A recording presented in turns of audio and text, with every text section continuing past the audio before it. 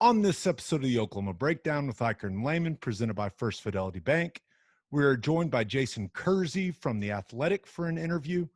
Jason broke the news that Kennedy Brooks will be opting out of the season. We dive into that with him and also discuss OU's 9 positive tests, Joe Castiglione's statements about masks for fans, and the latest Oklahoma State football news. In the National College Football Roundup, we break down the NCAA canceling Division I fall sports championships, look at Jeff Brohm's schedule proposal, discuss SEC coaches whining, and Big Ten parents and players voicing their displeasure. During Football Guys Talkin Basketball, we look at the Thunder Rockets matchup, we give you our winners and losers of the weekend, and look at a positive story about Oklahoma parks in Keepin It Local. Please download and subscribe to the podcast. Rate it 5 stars and write us a good review. Follow the show on Twitter, Instagram, Facebook, and YouTube. Just search Oklahoma Breakdown on any of those, and you'll find us. All right. Our man Michael Hosty will kick this thing off. It's time for the Oklahoma Breakdown.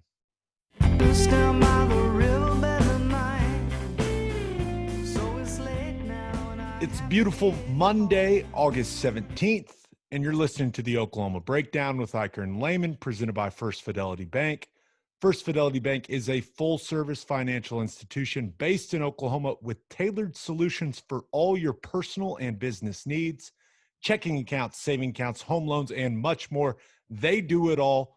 Whether it's online banking from your computer or mobile banking from your phone, everything is stress-free with FFB. Making mobile deposits, paying bills online, and moving money to different accounts couldn't be easier. First Fidelity Bank provides free ATMs worldwide, making banking convenient wherever you are. And how about these offers for new customers? If you open a new checking account or savings account, they give you $200. If you open both a new checking and savings account, they give you $500 free money, people. They also give back to the community. FFB donates a total of more than $500,000 to local charities and educational foundations. Make your life easier and go bank with First Fidelity Bank. Visit ffb.com for more information. Now, we're recording this on Sunday night, and it sounds like the big time weekend in the Lehman household is what I'm understanding. It was a very big weekend. Daddy's worn out, okay? It was my son's 6, and one of the beauties of being an only child is birthday is more like birth week, and it's a week-long party, okay? And it was fun. We had a great time. He had a great time, but I think we're ready to move on. What, 6? 6, man. He loved it. We had a Mario Kart themed birthday party. It was fantastic. My wife is killer when it comes to all the decorations and stuff. You'd be amazed at some of the things that she put together, which, I will say, frankly, it seems like a whole lot of time put together for something that the 6-year-olds don't even notice, but it's still really cool nonetheless. It's the thought that counts. That's right. Right. Well, Exactly I right. spent the weekend doing absolutely nothing but just tagging along on a trip to find a wedding venue for my sister-in-law's wedding. I contributed nothing other than drinking a lot and eating a lot, so I have no complaints, and actually stumbled upon something I had never seen in my entire life, and this was at a place called Silverado out in California. They had a hamburger that was on a hot dog bun, and it was the most brilliant thing I had ever seen. It wasn't like a hamburger pat. It was literally like in a long rectangle that fit perfectly on these like custom-made buns they had from some local bakery, and they served them like at the shack on the golf course there. And one of the ladies there, because we were looking at the venue, and one of the ladies was like, "Have you tried the burger at the halfway house?" I was like, "Tell me about this burger. I must know more." And it lived up to the hype. Now, hang on a second. Yeah. Are you telling me that they took the regular ground beef, and instead of making it into a patty, they made it into something that looks like a stick of butter, and then cooked it Exactly, that but way. like it was more like 2 sticks of butter, I would Okay. say, is really what was going on there. There was 2 sticks of butter. Like it had some length, it had some girth. Yes, I know I just said girth. I'm fine with that. It was delicious. I That's pretty was I cool. It's was a good idea, impressed. honestly. Someone in Oklahoma's got to steal that, right? Yeah, I mean they can't have that, like, what's the word? Copywritten, trademark, copyrighted? I don't know Well, what the I right don't word think is. so, because there's about 1 billion places where you can go get a hamburger. So So this is an idea. You just make it like the long strip of hamburger, and it fit perfectly on the hot dog bun. And my mind was blown. I was like, how is this not a thing in it didn't Oklahoma? even There's so matter many how good it burger. tasted after that, No, right? it was so easy to eat too, because it's in the bun. So like a hamburger's easy to eat on the golf course, but this But it's was easier even to easier. it's This an was a easier one-hander. one-hander than if you go get a really good hamburger somewhere, it's a two-hander. Rarely can you have a Correct. really good. I mean, you can go to a fast food place and get a one-handed hamburger, but typically talking two hands. So I like that. That's pretty cool. So Nice. someone in Oklahoma steal that idea from those people at Silverado, and Now, are they let's. picking the California venue because of the one-handed hamburger? Is that Well, they're going to it push sounds it over like the top? it sounds like that's going to be the pick. So I'm going to eat. I don't know how long we'll be out there for that wedding, but I'm going to eat. I would assume an offensive number of those little concoctions. We'll see. I love it.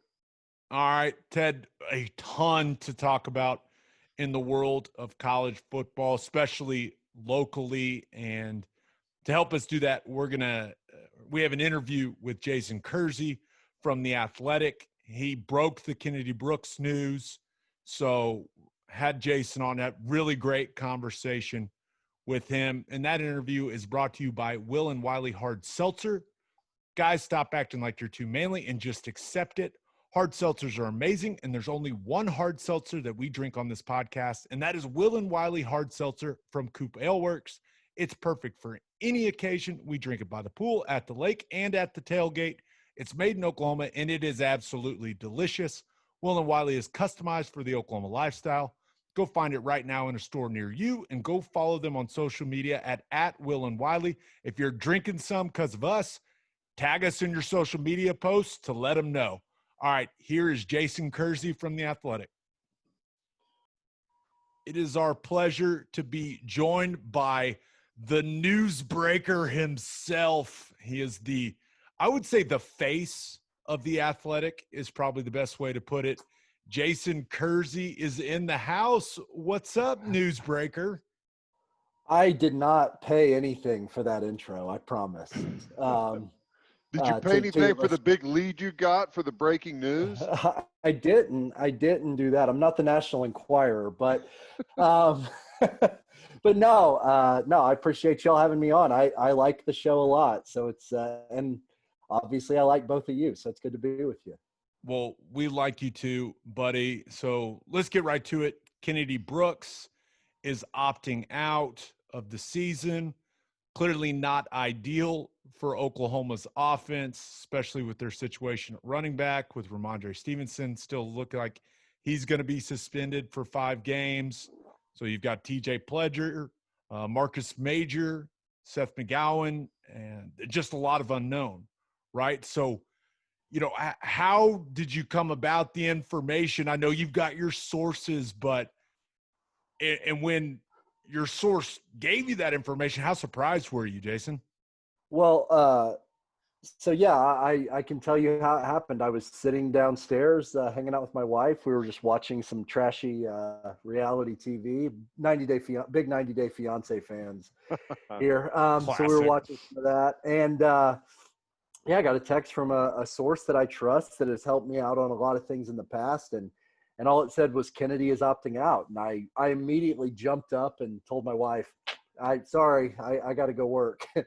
And ran upstairs. I realized right then how significant it was. So from that point, I just really worked to confirm it and reached out to a lot of people and eventually got to a place where I was comfortable. And I mean, it is massive news. I mean, this is the first time the pandemic, I feel like, has really touched OU in this way. I mean, they haven't had a player opt out. They haven't, they've been able to, for the most part, manage this thing really well. And this is massive, not only because of how good Kennedy is and how important he's been to their offense. I think he might have been their most valuable player, at least in the late half of the regular season last year. And then you look at what they have left, like you mentioned, Ramondre Stevenson is going to miss some games. And then behind them, and you've already lost Trey Sermon to Ohio State, who ironically doesn't get to have a season himself. It really, I mean, by the way, that really sucks for him. But yeah, so yeah, it's crazy. It's a big important news. I hate that for Trey Sermon. Who could have thought that the circumstances would work out the way that they have?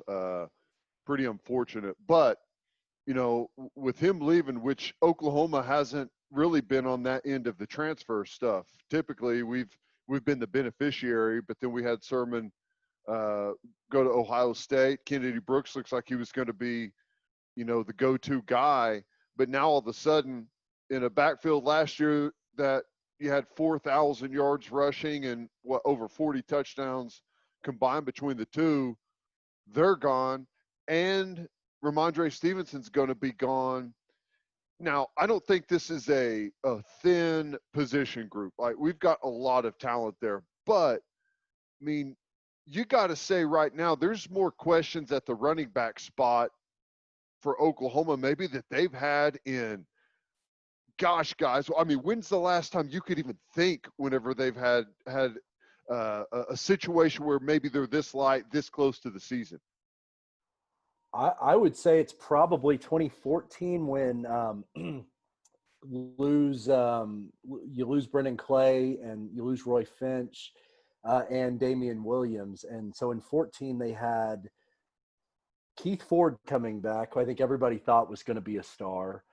And then you had P. Ryan and Mixon come in. And so at that point, there was some unknown. And really since then, I mean, you had P. Ryan and Mixon in 15, P. Ryan and Mixon in 16. You had, in 17. Well, I guess it was somewhat questionable in 17, wasn't it? I don't know. That's when I was in Arkansas. So I don't know that. I don't know that preseason as well. But I guess with Mixon and P. Ryan leaving, who would have been the guy going into that season? Abdul Adams had his run. I feel like an idiot now because I can't remember. But I know Rodney Anderson ended up being really great. But there were some questions, I guess, that season. But, I mean, it just doesn't happen very often. These guys Pledger has not contributed a ton on offense. Seth McGowan is obviously a true freshman. And Marcus Major, we've heard great things about him, but he got hurt early last year and didn't really get to play much. So, are you guys – now, I know that DeMarco Murray's a first-year running back coach. I don't think that really factors in for anything, but does it make you feel a little better knowing that there are those 5 offensive linemen that have started a lot of games? And I know there's still kind of a question mark, right, with what's going to happen at left tackle, but do you feel any better? Because this is obviously a big loss for this football team, but you do have that veteran presence up front that you hope will be able to make whoever they plug in at running back a successful player, right? Maybe I just think of O-linemen too highly. I wonder why that is. That's weird. No, but I mean, you're right, because what if it had been last off season when Trey Sermon transferred, Kennedy Brooks decided for whatever reason not to play, or they both transferred, or one of them got hurt. I mean, last season there were 4 new starters up front. At least this year you have that. You're right. I mean, totally. This year, at least you have the returning starters on offensive line. I don't know if Eric Swenson will end up starting at left tackle, but I think, he might. But I sort of look at Stacey Wilkins there. But the bottom line is they've got a very experienced O-line coming back, and that should help. And look, we should also say it's not like these 3 guys that are coming back are just like walk-ons or something. I mean, these were all really highly recruited kids, all 3 of them 4 stars. a lot of people wanted them. So I mean, it's not like we're talking about, you know, a situation where all of a sudden they don't have anyone. I mean, they've got some talent there. We just haven't seen these guys do much. Well, back to the Kennedy Brooks decision, I don't know how many details you have on it, but why now? They've done so much work to get to where they are, and I know they had the week off, and some testing issues have popped up from that, and we'll get into that later. But why now, you think, for Kennedy Brooks? Is maybe he sees the writing on the wall with this season? Does he feel like his value's already there as a running back? What do you think drove this decision by Kennedy Brooks?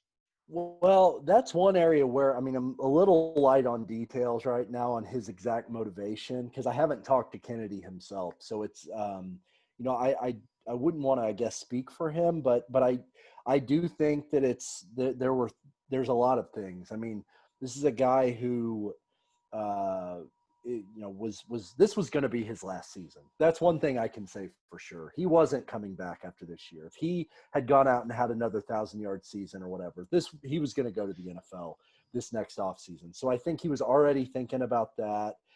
There's all this uncertainty about the season.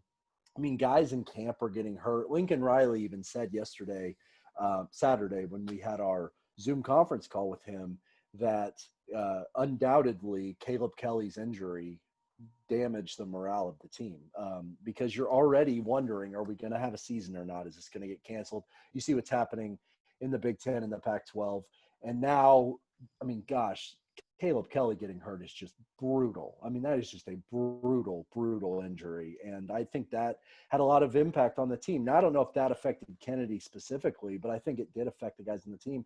And if you're Kennedy Brooks, I mean, from looking at it from the outside, if you're Kennedy Brooks, you have managed to become a guy with a real NFL future because of what you've been able to do. And you haven't had to put a ton of damage on your body, right? I mean, this guy averaged like 8 yards a carry. And the reason he averaged 8 yards a carry is because he didn't have that many carries. He was splitting them with other people. His body is in pretty good shape. And so maybe like, gosh, are we going to start this season and then they're going to cancel it? I mean, why risk it? I mean, he's proven what he can do. I think he was already thinking about entering the NFL last January and decided to come back. So it's already been on his mind.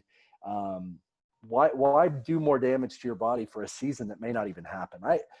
Again, I'm not saying that he's said that. I haven't spoken to him, but sort of thinking about it, making maybe an educated guess. I'm sure there's some element of that to it. And that's an interesting point, Jason, because Kennedy Brooks is kind of a weird running back. I mean, Teddy, we talk about it all the time. Like, he doesn't look that fast.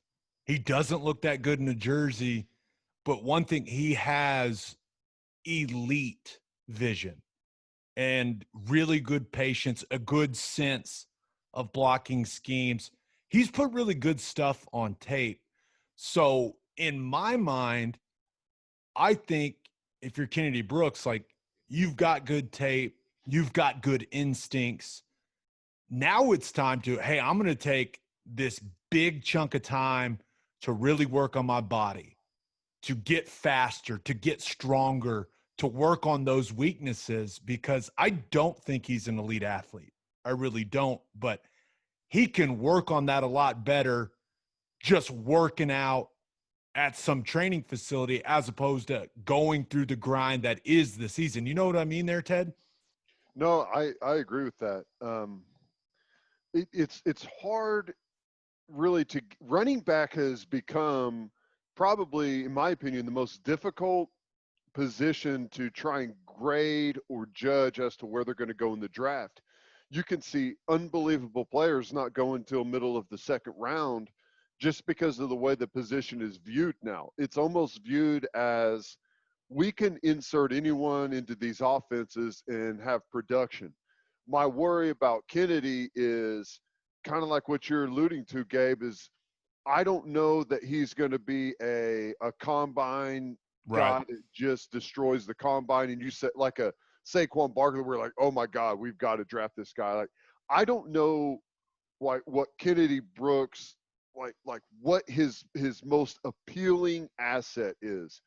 Is it vision? Well, a lot of folks may look at some of that film and say, vision, he's 10 yards downfield He's before anyone untouched.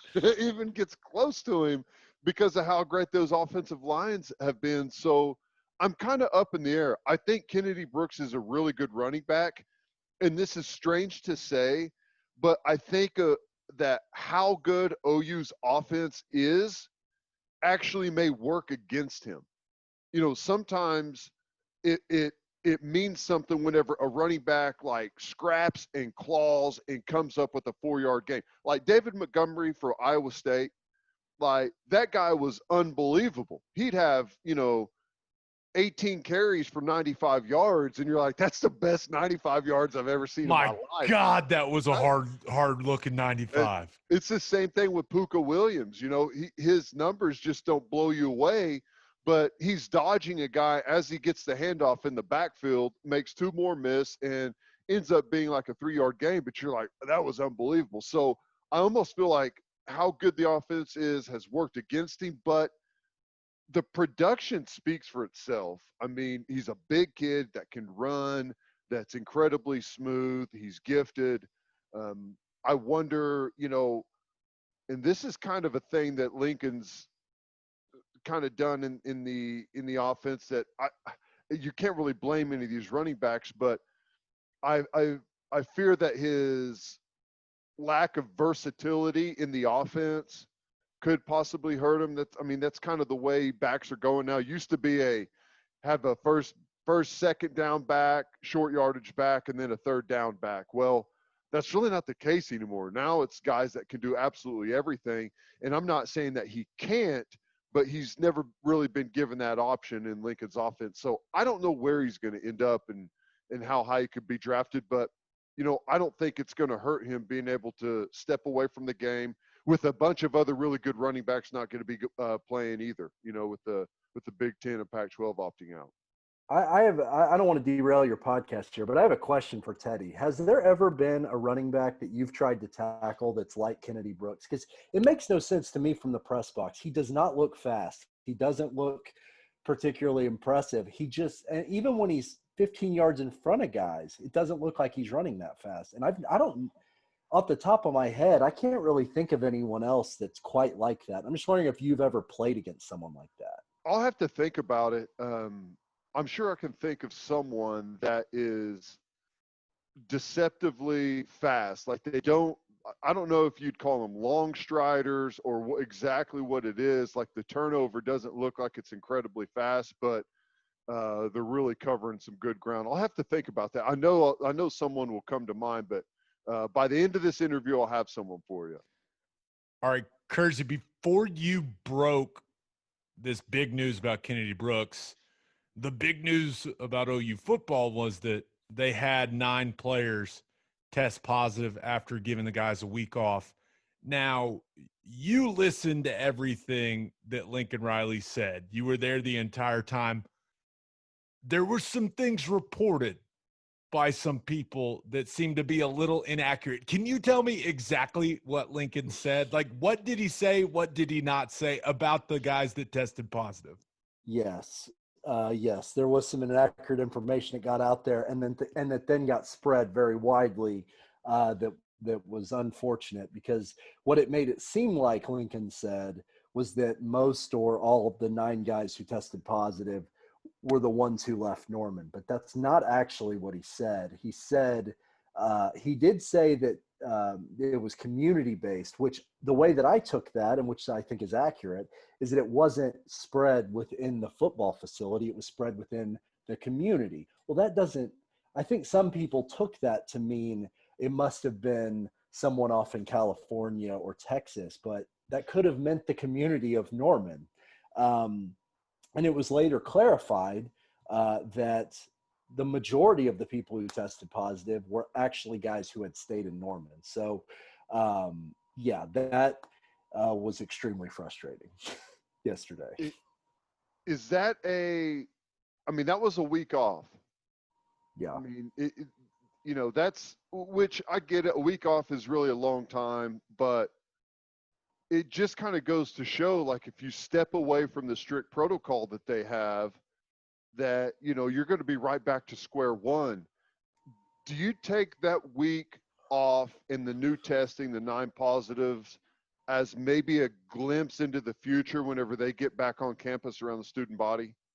I'm worried about that because, you know, I think students today was the 3rd day of the move in and stuff. So the students are coming back and yeah, I am worried about it. But honestly, man, it's like the scary thing is that if this happened in Norman, I mean, these guys are not going to, I mean, it's completely naive for any of us to think, and also unfair for any of us to think that these guys are going to strictly just go to their dorms, to their classes if they're not online, and the football facility, and never go get groceries or never go, you know, pick up food somewhere. And, you know, they should be careful about that, obviously. But Lincoln made that point yesterday, and I think he's right that, like, this didn't happen because guys went home, which honestly, when I heard they were going home, I was afraid there was going to be a big spike. But from what I understand, this did not happen because guys went home. This happened because guys in Norman got a little bit careless. And that's the scary thing, man, is that it's just going to take one guy going to a party, one guy deciding to give it to his position group, and then all of a sudden you don't have any linebackers for the game. I mean, this is the concern moving forward. It's scary. These guys are just going to have to be careful. I mean, that's really the bottom line. They're just going to have to be careful. Now, this is going to sound weird, but do you think that this could kind of be viewed as, you know, for the long run? Let's say that they do get to this season, we do kick this thing off, like, could this be an overall positive type situation? And I don't want to make it sound like nine kids getting the coronavirus is a good thing. Like, no, it's terrible, awful. Definitely don't want that to happen. But it also serves as that reminder of how fragile this thing really is, and a reminder to the entire roster that if they want to play football games this season, they have to be ultra careful. Jason, they have to avoid those high-risk situations. Like, they just have to. I know it's not fun, but it's just how it has to be if they want to play games. Yeah, and well, hopefully not only for this team, but for other teams that are following the news. I mean, 9 players from Oklahoma, where they had been so good, all of a sudden, you know, 1 week off and you come back with 9 tests, that should be a wake-up call to everybody. And I hope that it is, because you're right, it's very fragile. This thing can fall apart. Right now, everything seems okay for the Big 12. I mean, I'm not still fully convinced there's going to be a season, but it feels like things are more stable. They've got a schedule. They seem determined to play, unlike the Big 10 and the Pac-12. But a couple more weeks like this on Oklahoma's roster, or Texas Tech, and I mean, I you know, maybe the league changes their mind. It's not going to take much to change their mind. I think the presidents are probably already under a lot of pressure to go ahead and pull the plug. And you know, if we want them to not do that, everybody's got to take this seriously. You know, I feel really good about just the fact that the Big 12 seems like they're in this thing, right? We're going to play football this fall. We're moving forward. SEC, same way. ACC, for the most part, same way. But, man, the amount of football that's going to be happening supposedly in the spring and is not happening this fall is staggering. And at some point, I wonder if that groundswell of pushing off to the spring is going to come back and hit these other conferences, the SEC, Big 12, ACC. Like, right now, if you had to gauge it, what percentage would you put on it that we play football this fall? A percentage that we start and play at least some portion of the season, and then what percentage that we finish the whole thing? Oh man, that's a hard question. At this rate, yeah. guys, it's only going to be the ACC, the SEC, and the Big 12 playing football this fall. Like, almost everyone else has moved it to the spring. We still got the Sun Belt, right? Are they still in? The Sun Fun Belt's Belt, still on board? baby. The Fun Belt's still on What, board. Conference USA? I think are they still in? I don't know. It's hard to keep track. I think there's I still kind of lost 6. track. Yeah, because I know. Let's see, the MAC they canceled, and the Mountain West canceled, and then the 2. So yeah, I think you're right. The 6 are left. So, okay. So let's see. I think Texas Tech is the furthest team west that's playing football this fall. Is Wow. that right? Wait, is that right? I don't know if that's right, but if that's right, that's unbelievable. Pac-12 out, Mountain West. Well, is BYU? Are they going to play? Oh yeah, that's a good point. BYU, didn't think about that. Has anyone been able to schedule those old Mormons yet? Hey, the furthest points still stand. Furthest team west in a Power 5 conference, right? I think so. That's still pretty significant. I mean, that's significant. Wow.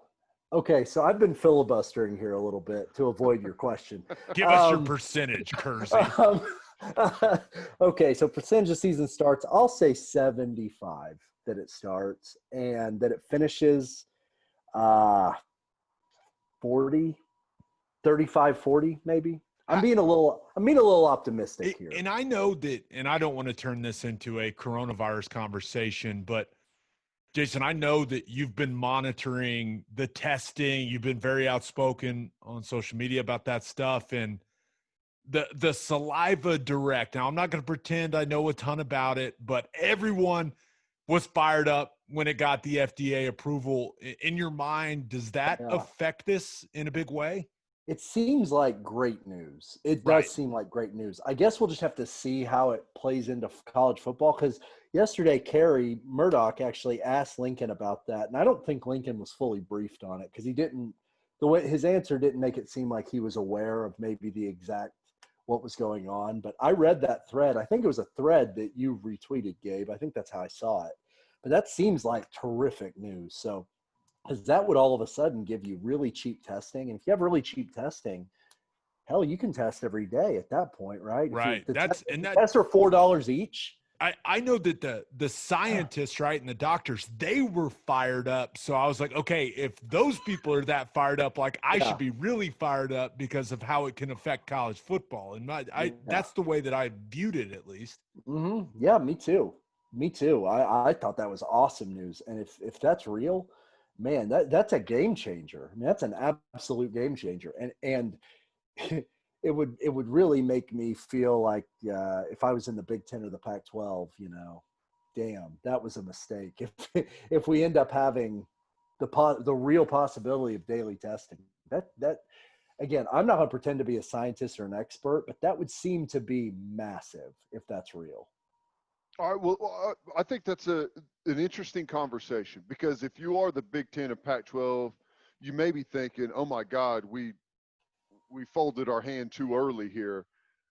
But does that maybe give all of college football a reason to maybe step back and say we can play a really good full season in the spring, and maybe slow those other teams down instead of speed them up, the SEC, Big 12, and ACC, to get everyone to have a full season? Because right now, I don't even know what a split college football season is going to look like.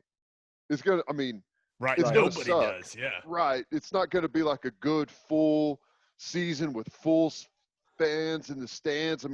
Does this maybe make the teams that are pushing forward slow down and say, well, if they've developed this, maybe there's a chance we can have a full legitimate season in the spring? Maybe. It just seems like so many people are hesitant to do the spring thing. And I agree. You think it's a bad idea to play in the spring? Yeah. It seems like a lot on these guys' bodies. That's what I'm worried about. It is because of the nature of college football. If it was the NFL and they were playing a spring schedule and then a fall schedule, I wouldn't care. But since, they're not getting paid, it's already a weird model anyways. It's under a lot of scrutiny these days. I think that makes it difficult. And I don't know.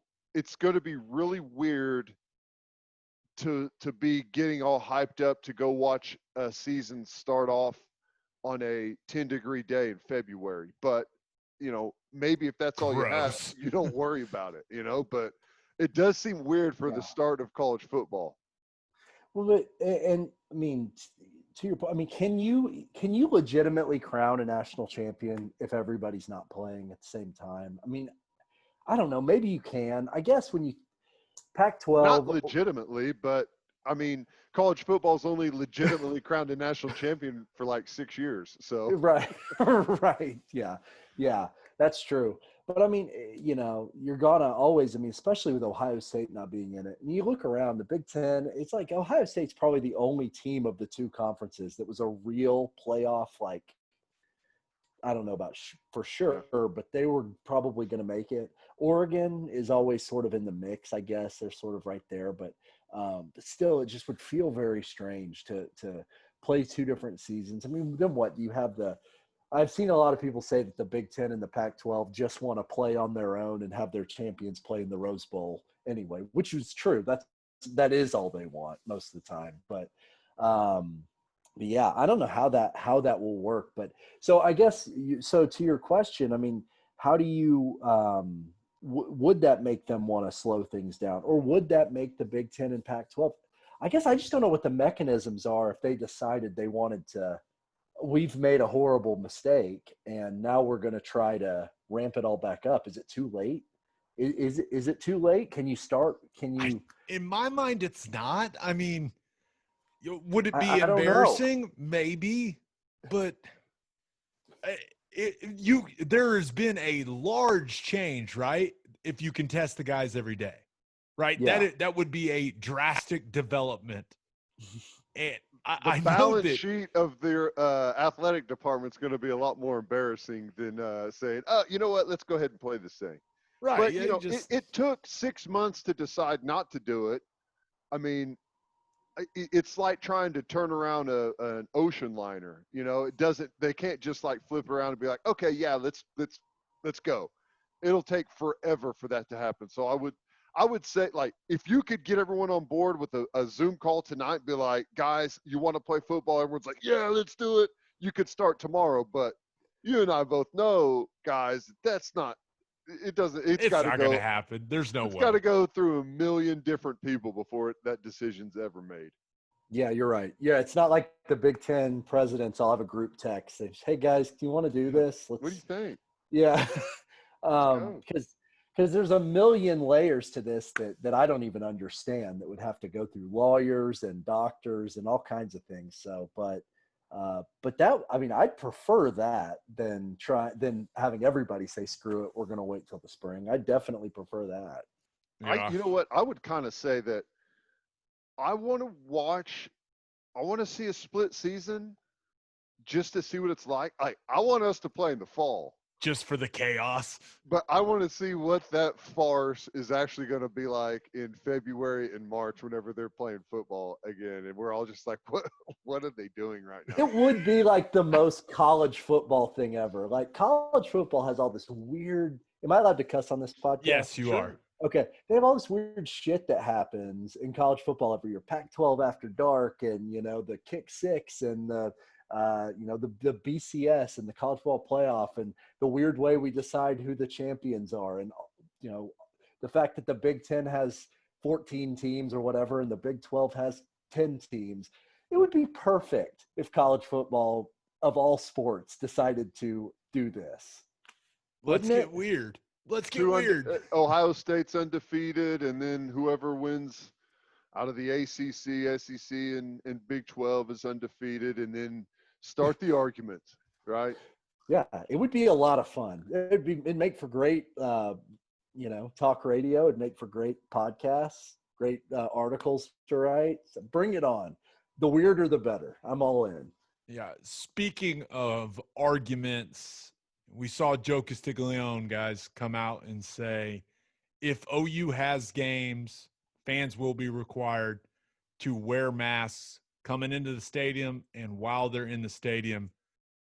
Guys, we know how some Oklahoma fans are, and I assume that not every OU football fan loved hearing that, Jason, but they've been very transparent with all this stuff, and it's just the way it's going to be. So what's your advice for OU fans? Do they need to find like a game day mask, like a lucky mask? Like how is this whole thing going to work? And were you surprised that Castiglione came out and said it, with such conviction? No, I wasn't really surprised by that. I mean, they've sort of made it clear from the beginning that these are the policies. They have a mask requirement for the campuses right now. You can't go in any building on campus without a mask. I know because I went to the Regents meeting a few weeks ago, and everyone in the building was wearing a mask. So I think that quote. What am I trying to say here? I feel like it may have come off a little bit harsher in print than it actually was said. I mean, Joe didn't say it like, if you're not wearing a mask, then stay the hell out of our stadium. I mean, it wasn't like that. It was just, hey, look. Could you imagine if Castiglione said that? That'd be the best thing ever. Break out the Italian accent. Yeah. You wear the mask, or you stay there. Great. That's awesome. But no, like I feel like he just said, like, hey, these are the rules. This is what it's going to take. If you want to come to games, which a lot of people do, if you want to come to games, you're going to have to wear a mask. And I mean, the truth is right now in a lot of places, in Oklahoma City and in Tulsa and in Norman, I mean, you have to wear, you can't leave your house without wearing one anyway. So I don't really know why that would, I mean, you're already having to do it.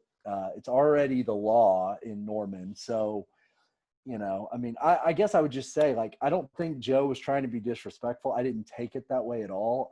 And when he said it, it sounded to me like he's just saying, look, these are the rules. I mean, I think it's pretty just kind of just he just put it down straightforward. This is the rule. If you want to come to a game, we're going to require a mask. So I don't think that he meant to be dismissive or rude of anybody. It's just sort of the situation we're in. What do you think of, I mean, 25% capacity is what it's looking like. OU Texas, 25% capacity is what it's looking like. I mean, I know we're all at this point, it's like, gosh, if we get football, even with no fans, we'll take what we can get at this point. But what do you think that's going to be like, covering an actual – I mean, you can have an OU Texas game that looks like a spring game down at the Cotton Bowl against maybe 2 top 10 teams at the time. It's going to look – the crowd will probably look more like, what – you remember the Heart of Dallas Bowl when OSU played Purdue in the Heart of Dallas Bowl like 8 years ago? Epic football game. And there was like no one there at all. That's what the Cotton Bowl's probably going to look like, although they'll maybe be a little bit more spread out. But, it'll be a little bit strange. I wonder, like, what it's going to mean for tailgating. We haven't really figured that, at least from the OU side. They haven't made, I don't believe, any announcements on that yet. I know OSU did, but it's just going to be different. I mean, it's going to sound a little bit cheesy, but like one of my favorite parts of my job is walking through the crowd to get to the stadium. Every week, whether I'm on the road or at home, I just like the walk from my car to the stadium through all the tailgating fans, the smells, the sounds, the band playing outside, the schooner sitting out there right outside the stadium. I mean, it's just all those imagery. That's like one of my favorite parts of my job. And as cheesy as that sounds, and that's going to be very different this year. I mean, it's just not going to be the same. Now I will take it if it means football is happening, but it's going to be very weird. You mentioned, I mean, Oklahoma State straight out came out and said tailgating is prohibited on the campus of Oklahoma State University. I mean, that's straight from the press release. Yeah. Now, I think we've all seen some of the videos from this weekend of what some of the kids at Oklahoma State were doing. So are you expecting, Jason, and let's say something like that happens at Oklahoma, right? It very well could be headed that way. No tailgating for the games there in Norman, but do you think people are actually going to listen? Like, are the cops going to go around arresting people that are tailgating? Like, I don't know. It just seems like something that could be very difficult to enforce, right? It does seem like, I mean, it is the OU campus. So I guess OUPD has jurisdiction. I don't know how that would work. That's a great question. Because I mean, I guess Like, what is a tailgate though? Like, if one guy or two people are standing at the back of their vehicle having a beer, is that a tailgate party, or does it have to be like 5 guys, or you just can't stand loiter around your vehicle? I don't know. It's strange. yeah. If there's a tent, it's a tailgate. I don't know. What are the rules? Like, Right. how do you define it?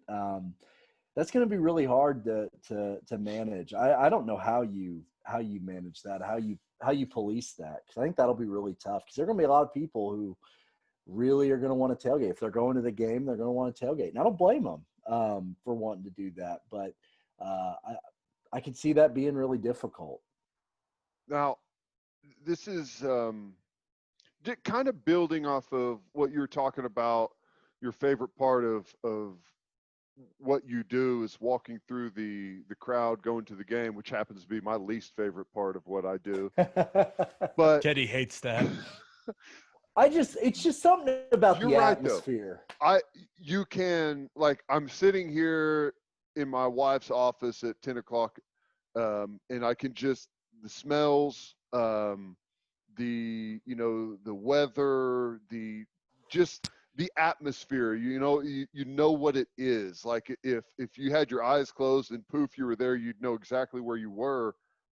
Like, my question is, how does college football emerge from this? Because this year is definitely going to be different. It's not going to have the same feel this fall. I don't know what the spring is going to look like, but I can guarantee it's not going to be a normal spring. It's not just going to be they're playing a normal season in the spring. It's going to be different as well. Do you think college football comes out of this thing for the 2021 fall season in a better position, more popular, less popular? Like, is this going to push people away from the sport? Just knowing that it's what they've always done in the fall, and now this fall, maybe that's not going to be so important anymore. Is this a big danger zone for college football? I don't think so. I mean, people love college football so much, and they have their loyalty to their local team. It goes back generations and families. If it was more than 1 year, maybe, but I mean, this is a weird year. It's a global pandemic. It's no one really knows how to handle all of this, and I don't see people abandoning college football from a fan perspective. I don't see people. I feel like next year, if everything's back to normal by next year, I could see people just dying to get in. I mean, I feel like tickets will be hard to get at a lot of these places. What I'm interested in is how we're going to look at players moving forward, because of all the stuff from the Pac-12 before they shut down, the player rights stuff, the Pac-12 United or whatever it was called.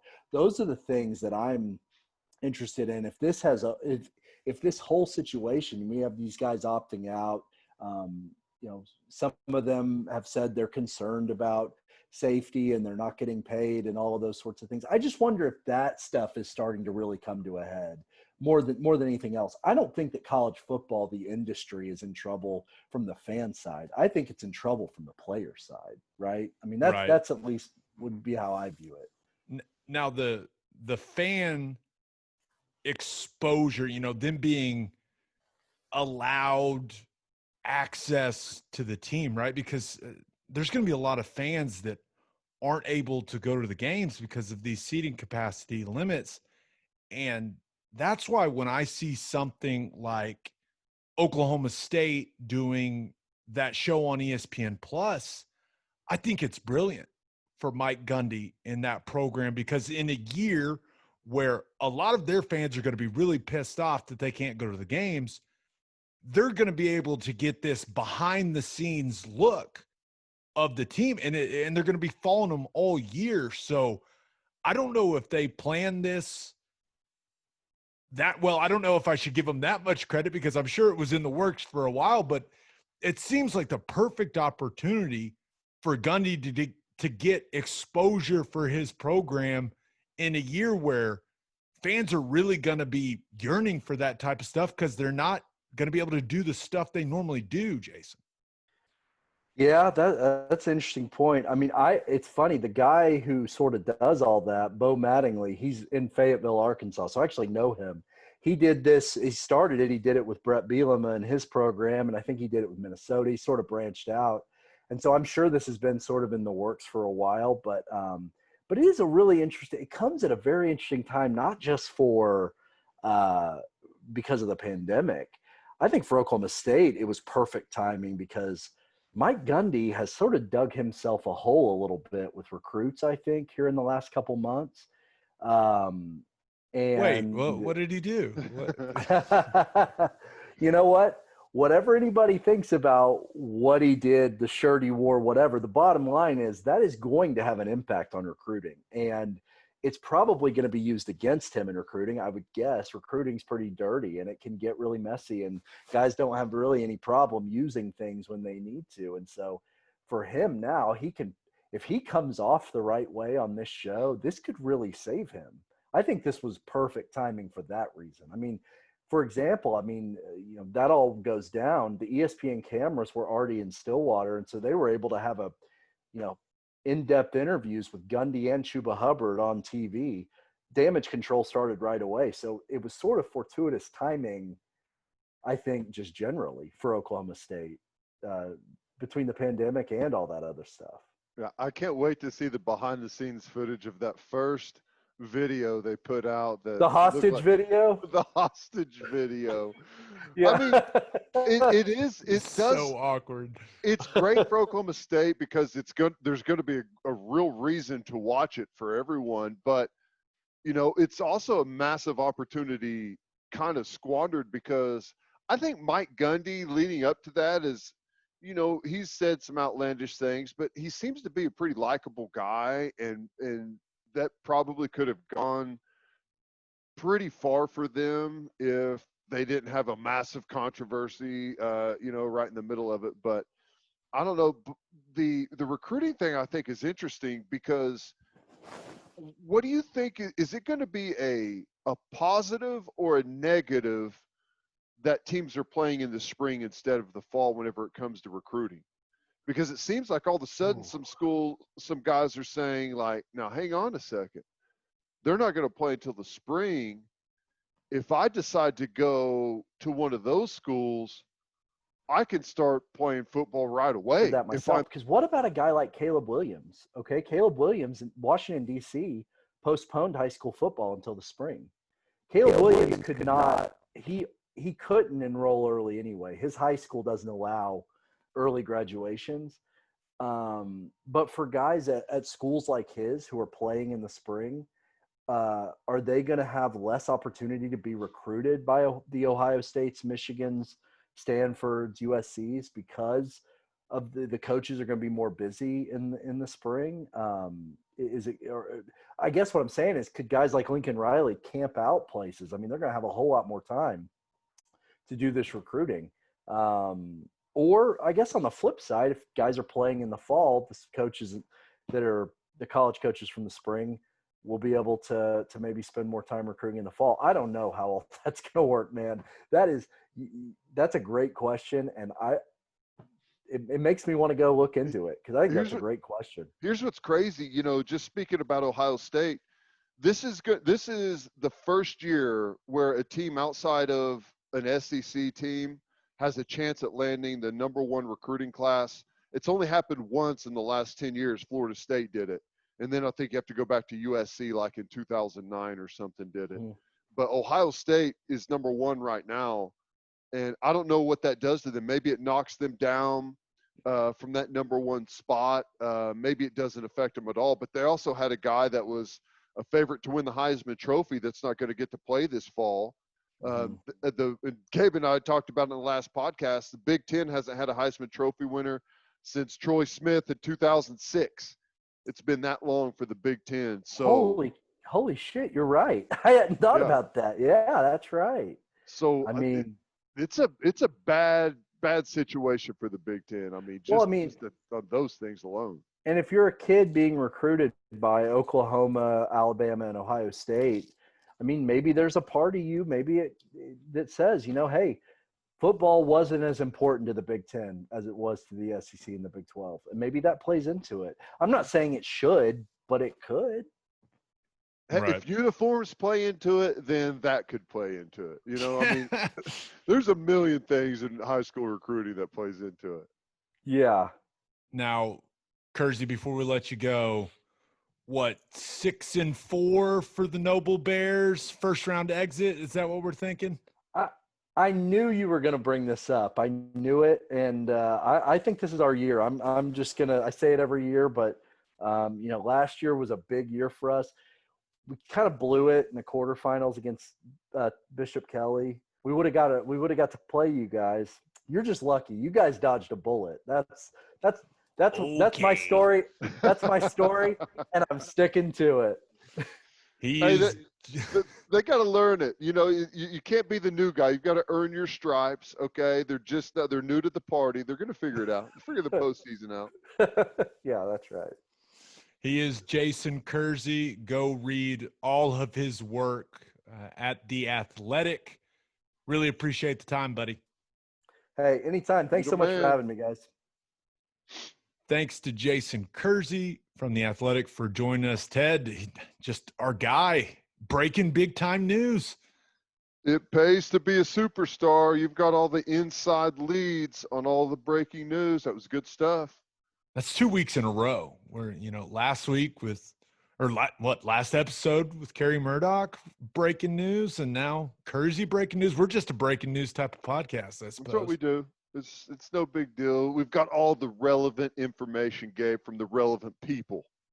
That's important. Very important. Now, still a lot of other news in the college football world, and we'll give it to you in the National College Football Roundup, brought to you by Insurica. Do you own a business? If you do, you need Insurica in your life. Insurica is one of the country's largest insurance brokers with 30 offices throughout Oklahoma, Texas, and the Southwest. Insurica is able to customize programs by accessing the latest information from many insurance carriers. They compare and contrast coverage offerings and pricing in order to design a cost-effective, comprehensive program to meet your business's specific needs. Insurica's clients become best-in-class businesses by working with Insurica's team of advisors to manage risk. Purchasing insurance is only one way to protect your business. Best-in-class businesses win by avoiding a loss in the first place. If your business partners with Insurica, you'll save huge amounts of money and take back control of your total cost of risk. I'm an Insurica client, and you should be too. If your business wants to be best in class, connect with Insurica at insurica.com. That's INSURICA.com. Okay, Ted, the NCAA is trying to ruin everything for all of us because they come out and they cancel all fall Division I sports championships. Now, they haven't decided if they will hold those championships in the spring, and teams are still trying to decide what to do because, remember, the NCAA doesn't really control the regular season in a lot of sports, but it seems like these sports are probably just going to cancel everything in the fall and hope for the best in the spring. So that means that these 6 conferences that are still willing to play FBS football will be going at it alone. And it seems like Mark Emmert, and with what the NCAA's kind of, head doctors have come out and said over the last couple of days, it seems like they're sending a message, but they don't have the actual stones to just come out and say that they don't want football to be played, because I think Mark Emmert likes his job. But we talk about the optics so much on here. The optics are not great with football likely being the only thing going. But at this point, I'm not sure anyone cares about the optics anymore, Ted. No, I don't think they do. Optics are over with. My question is, I know the NCAA has nothing to do with the college football playoff and all of that stuff, but don't they handle the conference championships? Isn't that an NCAA event? Because I know they come in and do all the drug testing and everything. That's a really good. I don't know. I'm not going to pretend I know, but for some reason, I would say I don't think so. Like the NCAA doesn't control the Big 12 championship game or anything like that, does it? I don't know. I just know that that's the only time you get drug tested by the NCAAs whenever it's a conference championship event in any Yeah, of and the sports. the guys still fail, and you're like, "What are you doing, dude? After being in it for the last 4 years. What are you But doing?" I don't know, man. I just think it is fascinating that we're still at the point to where we're saying that these athletes are more at risk in one of the most controlled environments they've ever been at in their life, as opposed to being out in the general student population. I still can't figure out for the law. Is it perfect? No, it's not perfect. Is it seamless? Is it a guarantee that no one's going to get sick? No, it's not. But they're way more at risk in general student population, going to class, going to bars, and all of those other things in typical daily life than they are competing in any of the sports that they're in. So I don't get it. So, but Yeah. it's the fight we've been fighting now for 6 months. So Yeah. Now, something that a lot of people paid a lot of attention to, and some people probably didn't get it, was Jeff Brohm's spring and fall football plan. Head coach for the Boilermakers put it out there, and it is, I will give him credit, it is extremely detailed. We've been begging for a plan from anyone, and it's got a solid structure. It's well thought out. But when you really break it down, I'm not sure it's reasonable. Here's the plan. Okay, so Jeff Brohm says January 16th to 29th, 2 weeks of workouts, meetings, walkthroughs. That takes you to January 30th through February 26th, where you have a 4-week training camp where the guys get 2 off days each week, and you can only do 2 full padded practices per week. Late February to mid-April, he wants to play an 8-game season, no bye week, then a 6-team playoff or the Big Ten championship game, and then a 4-team playoff in the month of May. So basically, the kids that don't go to the postseason, those kids get off from the middle of April to the middle of July, where there would be no mandatory workouts. So that's the off time in between the spring season and the fall season. Teddy, just let me finish this before you destroy it.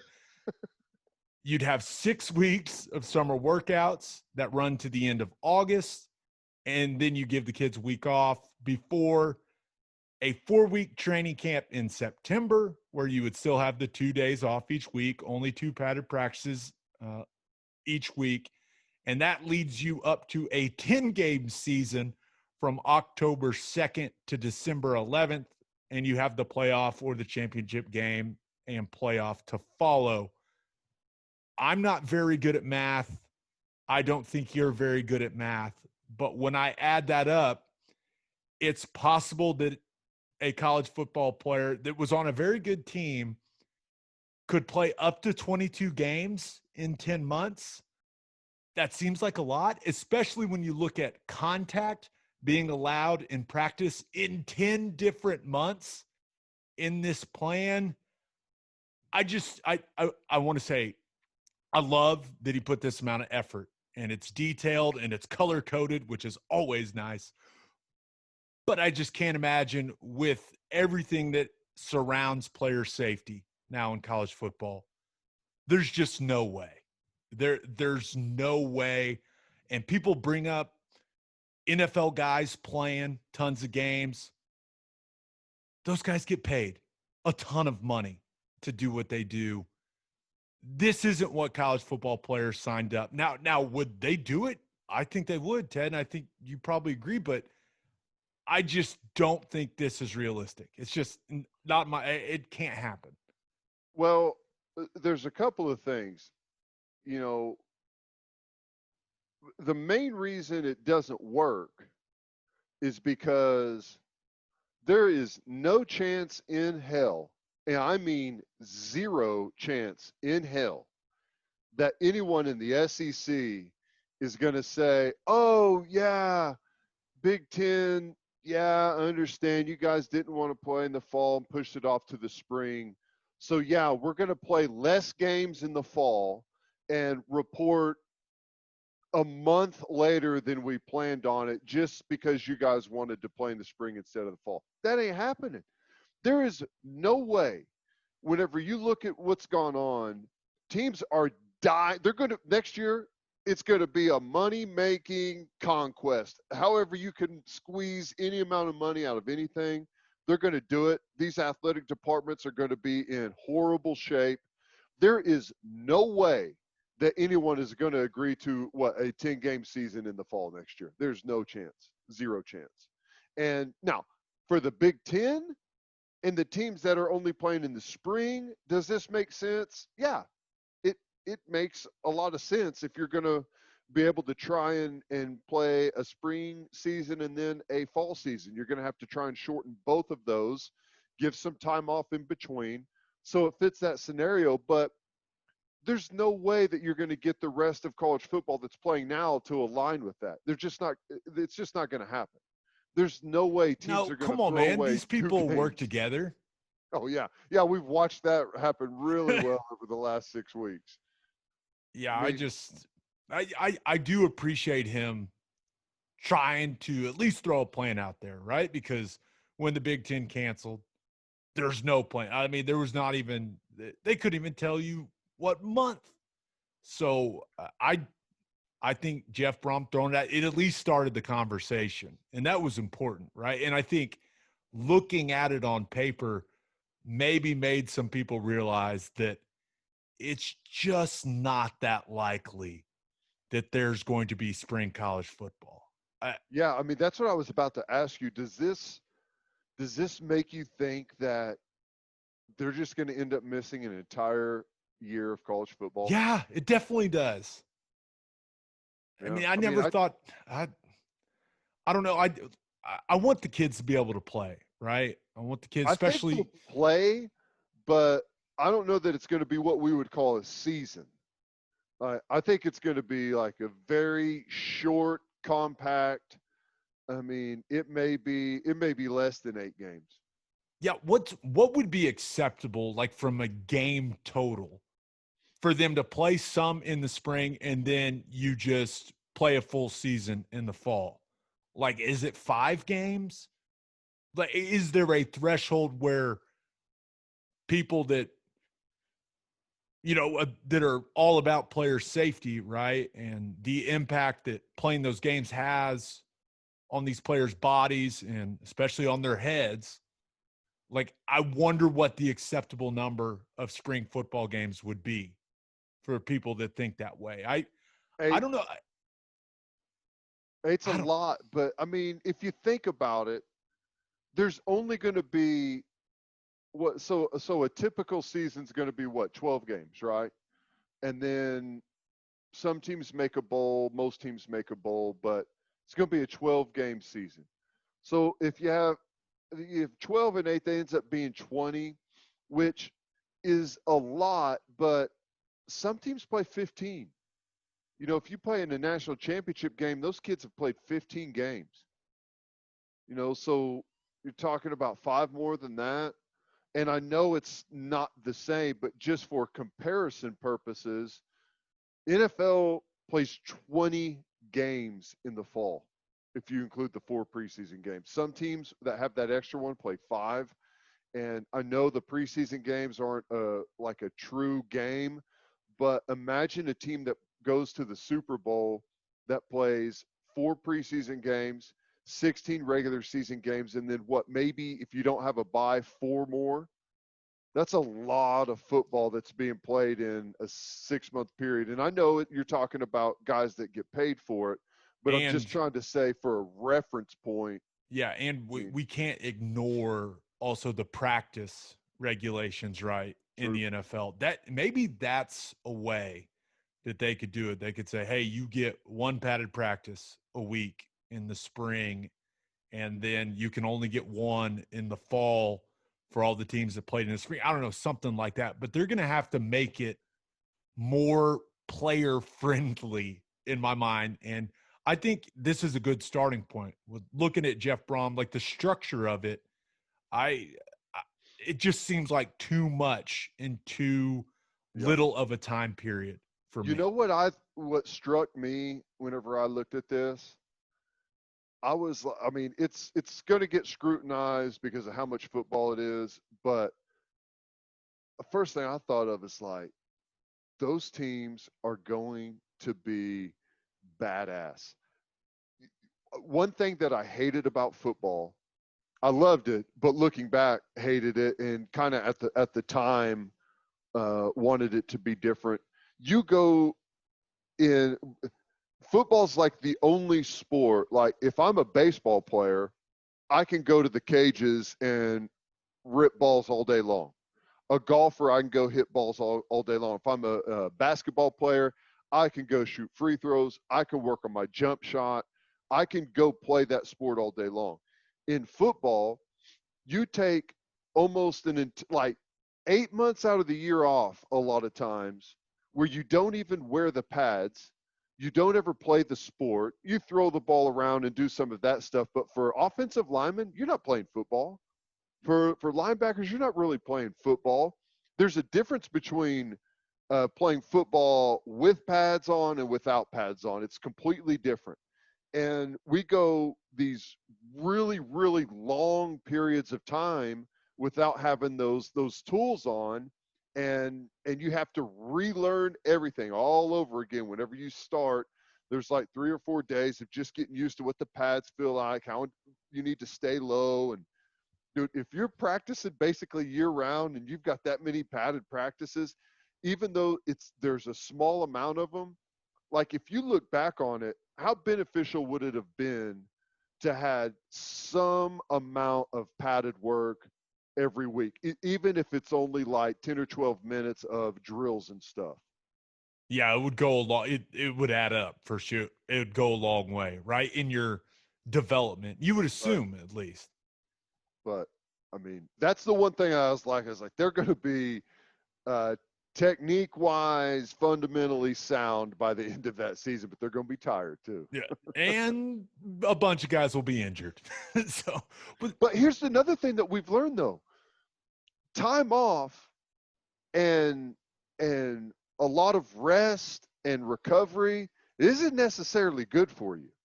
I mean, Oklahoma had a ton of time off, came back.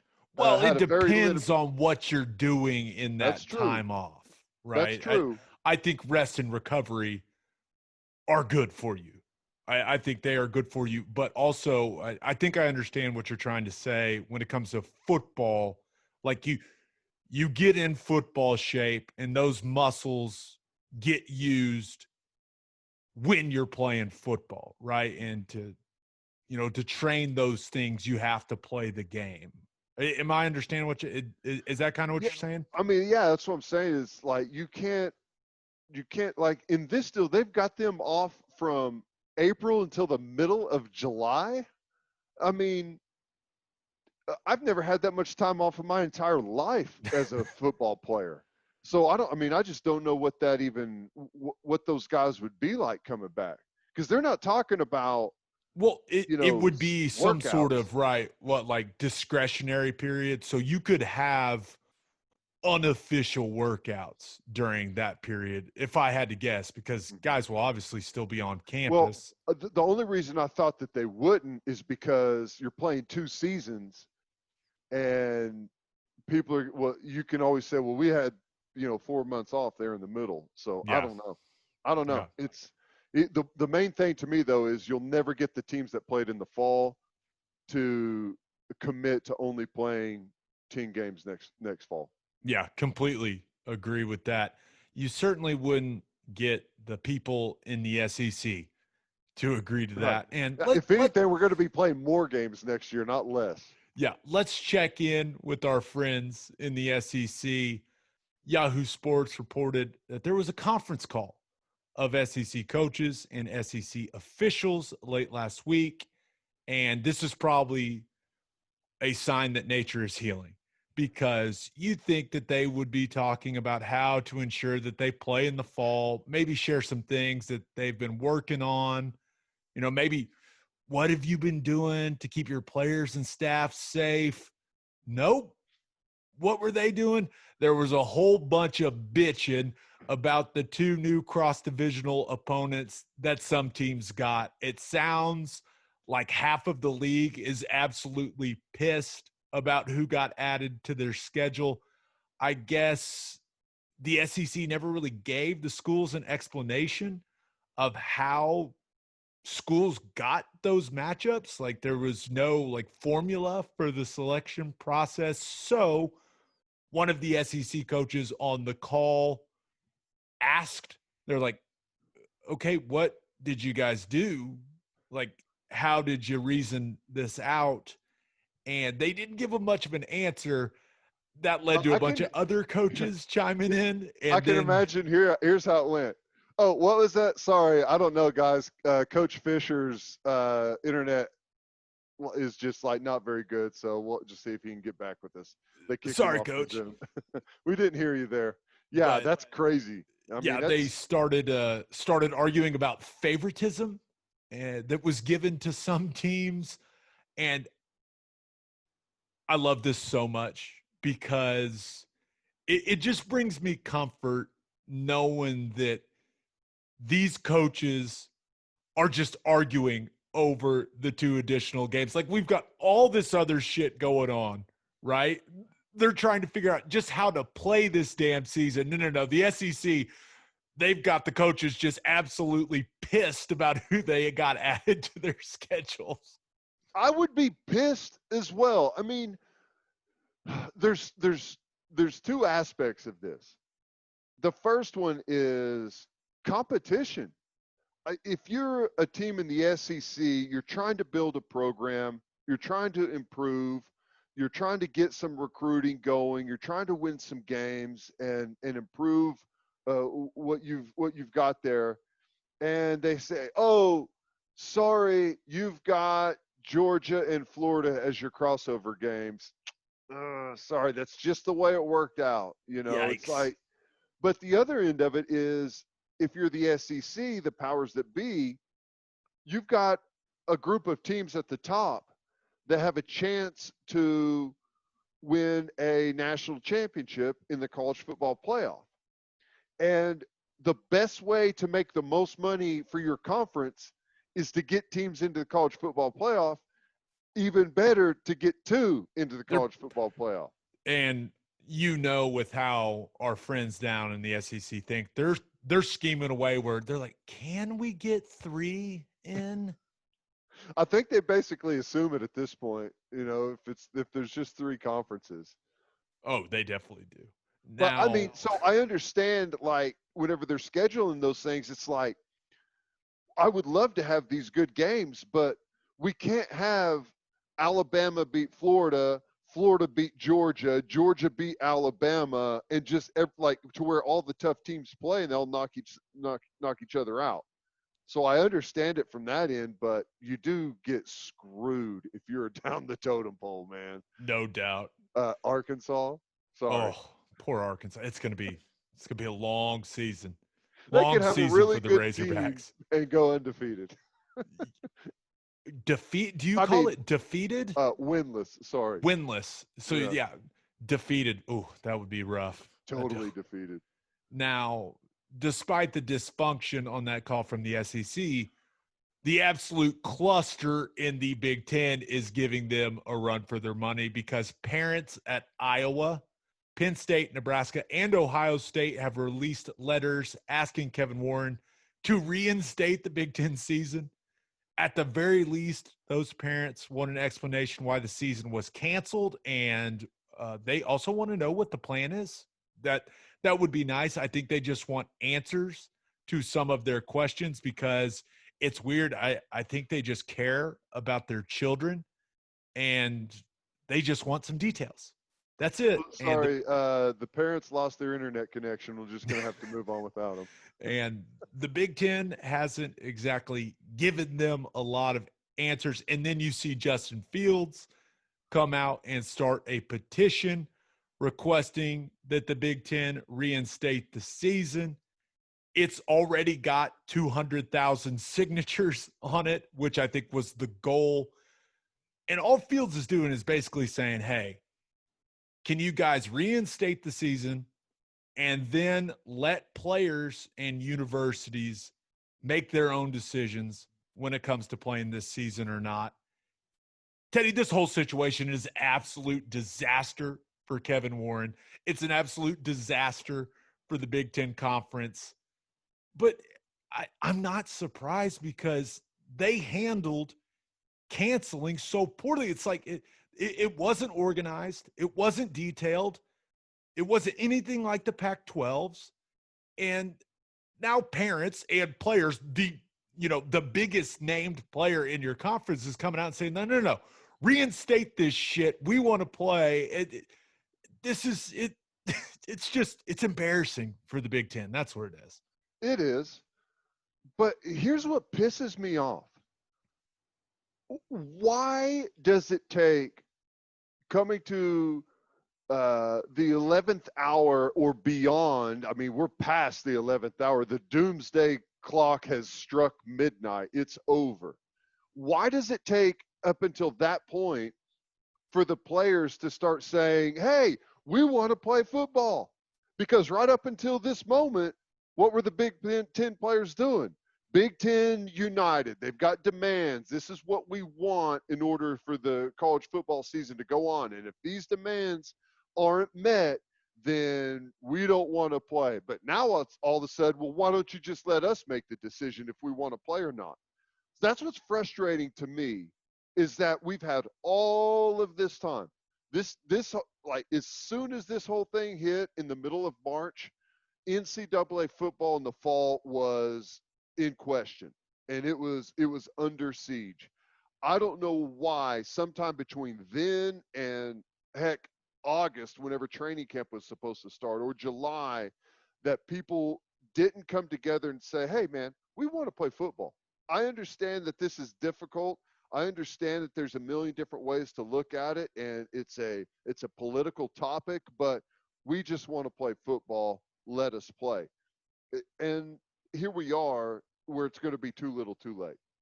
That's what frustrates me about it, is we waited until it's too late before everyone started to decide to get really vocal about it. Yeah, and it is too little too late. I don't think the Big Ten is going to reverse course. That would be essentially the biggest PR nightmare of all time. Now, it would kind of be hilarious, and it'd be a lot of fun, guys. It'd be a lot of fun for us to talk about on here, but there's just no way. All right, one last thing in the College Football Roundup, little recruiting news. One of the effects of the possibility of a spring season was made very clear when Jack Sawyer, the number one player in the country, a 6'5", 230-pound defensive end from the state of Ohio, came out and said he is not going to play his senior year of high school football. He's committed to Ohio State, was planning on enrolling in January. Well, with Ohio high school football kind of up in the air as well, Jack Sawyer has decided to skip that senior year, and he's just going to work out and get ready, hopefully to contribute in the spring college football season. Has anyone told him that probably is not going to happen? Has anyone talked to Jack? Jack, I'm here to tell you, but I don't think it's happening. Well, number one, that's a hell of a football name, Jack Sawyer. Jack Sawyer. That's perfect. Sounds like a guy out of a novel. The other thing is, are we really at a point where we've got high school kids skipping their senior year? I mean, It's like college guys, Yeah, we definitely are, because it's happening with Jack Sawyer. I mean, it's so crazy. We've talked about like Clowney shouldn't even play, just sit out the final year. Here we are, a kid's doing it in high school, and maybe he's not the first, but it's the first that I've heard of it. And maybe I will say this: maybe they don't even play high school football in Right. Ohio. I think that is very much still up in the air. But I just saw it and I was like, well, I don't really blame the kid, and I didn't think that would be my reaction. I wanted to be like, dude, you're gonna bail on your high school teammates, guys you've known your whole life. Like, what the hell is wrong with you? But then I was like, I mean, he's the number one player in the country. What else does he have to prove? Like, I kind of understood it. And then I was disgusted with myself. I was like, come on, Gabe, you've gotten soft. It's so weird to me that he's probably 17 years old.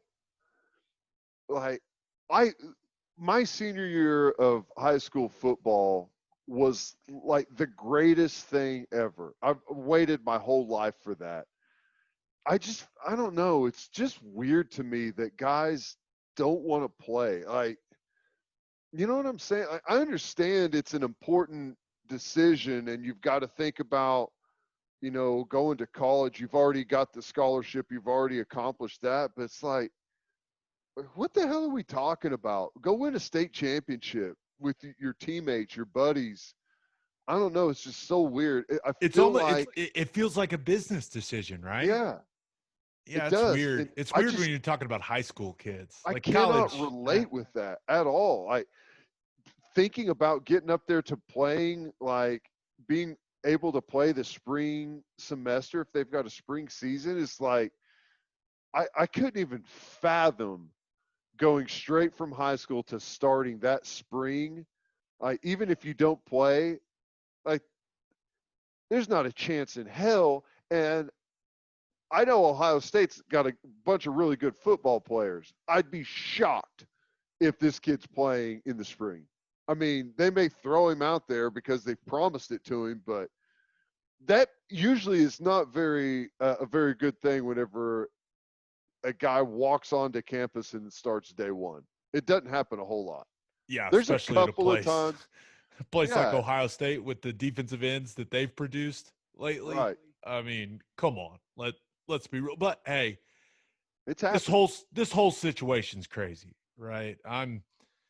When I initially read it, I was like, oh, who does this kid think he is, right? And then I was like, you know what?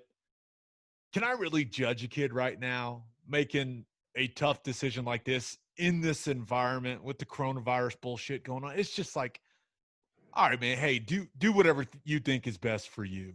And that's kind of where I'm at with this stuff. It sucks. I guess I'm really frustrated with, like, the big conversation in sports right now is who all's opting out. There's guys that opted out of the NBA bubble, and there's guys that opted out of Major League Baseball, and there's NFL players that are opting out of the NFL season, and we've got college football players opting out. We've got, high school kids opting out. And I understand that this isn't just we're talking about a pandemic and there's health implications that are involved too, but it's like, dude, the reason we love sports is because we love watching people that love playing the game, and it's supposed to mean, like, it means everything to us. Like, whenever we played as kids and as fans, whenever we watch the sport, it's like, oh my God, how awesome would it be to be a college football player or a professional athlete?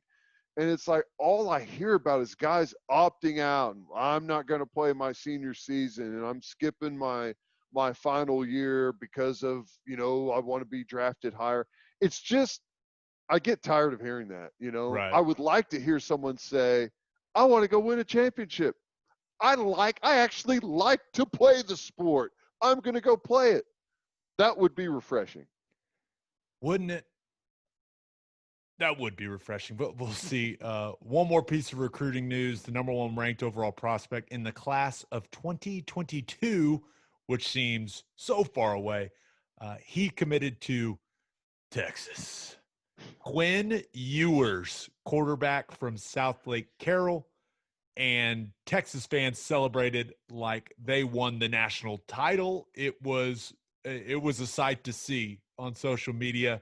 And Teddy, I think I speak for both of us when I say we look forward to hating this kid. I don't know anything about him. I'm sure he's a great young man, but if you're going to play quarterback at Texas, I just don't think we're going to be very nice about him. I feel bad because what is he, like 16 years old? Yeah. But that's the great thing about sports. I now instantly hate some 16-year-old that lives in South Lake. But that's what's beautiful about college football, man.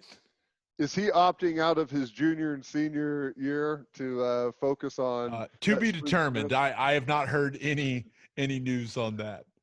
Here, this has a chance to be on Old Takes Exposed, but he's the number 1 overall prospect in the 2022 class. Okay, I'll make a take right here, a prediction. This kid will never start a day at Texas playing quarterback.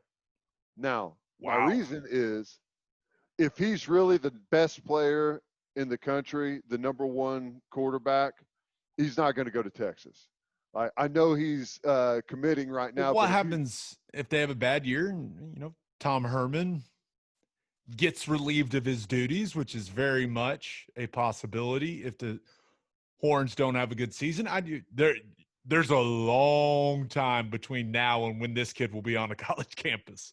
I mean, if we're talking about it's a business and everyone's, focused on the quickest way to go in the NFL, who's the last Texas quarterback to go to the NFL? Colt McCoy? Like to have any significant type of. Well, I think Garrett Gilbert, and I know he transferred stuff. He's still in the league. He's back. He's a backup. Yeah. I mean, I guess what I'm saying is if you're trying to go to the NFL legitimately at quarterback, Texas is not the place to do it. So I don't think he's going to start a day at Texas. He'll go somewhere else. And if he does go there, I hate to say this because he's a young kid and he's probably fantastic, but if he does end up going there, he's not that good. You've already decided. Haven't seen the kid throw a football once, but hey, never heard of him. That's what makes college football rivalries the best. All right, moving on to our segments. Since it's Monday, you're going to get a little football Guys Talkin Basketball, FGTB, and that is brought to you by Tim Hughes Custom Homes. Are you looking to build your dream home? If so, Tim Hughes is the man you're looking for. Tim Hughes Custom Homes is a one-stop shop for all your home building needs. He can find you a lot. He can find you an architect. He'll find you financing. And, of course, he can build your dream home exactly the way you want it. Sounds too good to be true. Well, Tim found my wife and me a lot. He found us an architect and built our new house. Tim and his team were so easy to work with.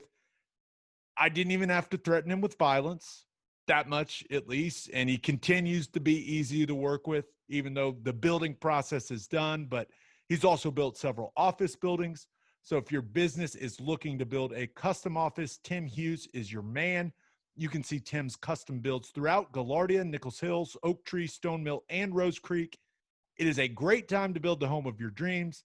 For more information and to see Tim's spectacular work, visit his Instagram page at Tim Hughes Custom Homes or visit timhughescustomhomes.com.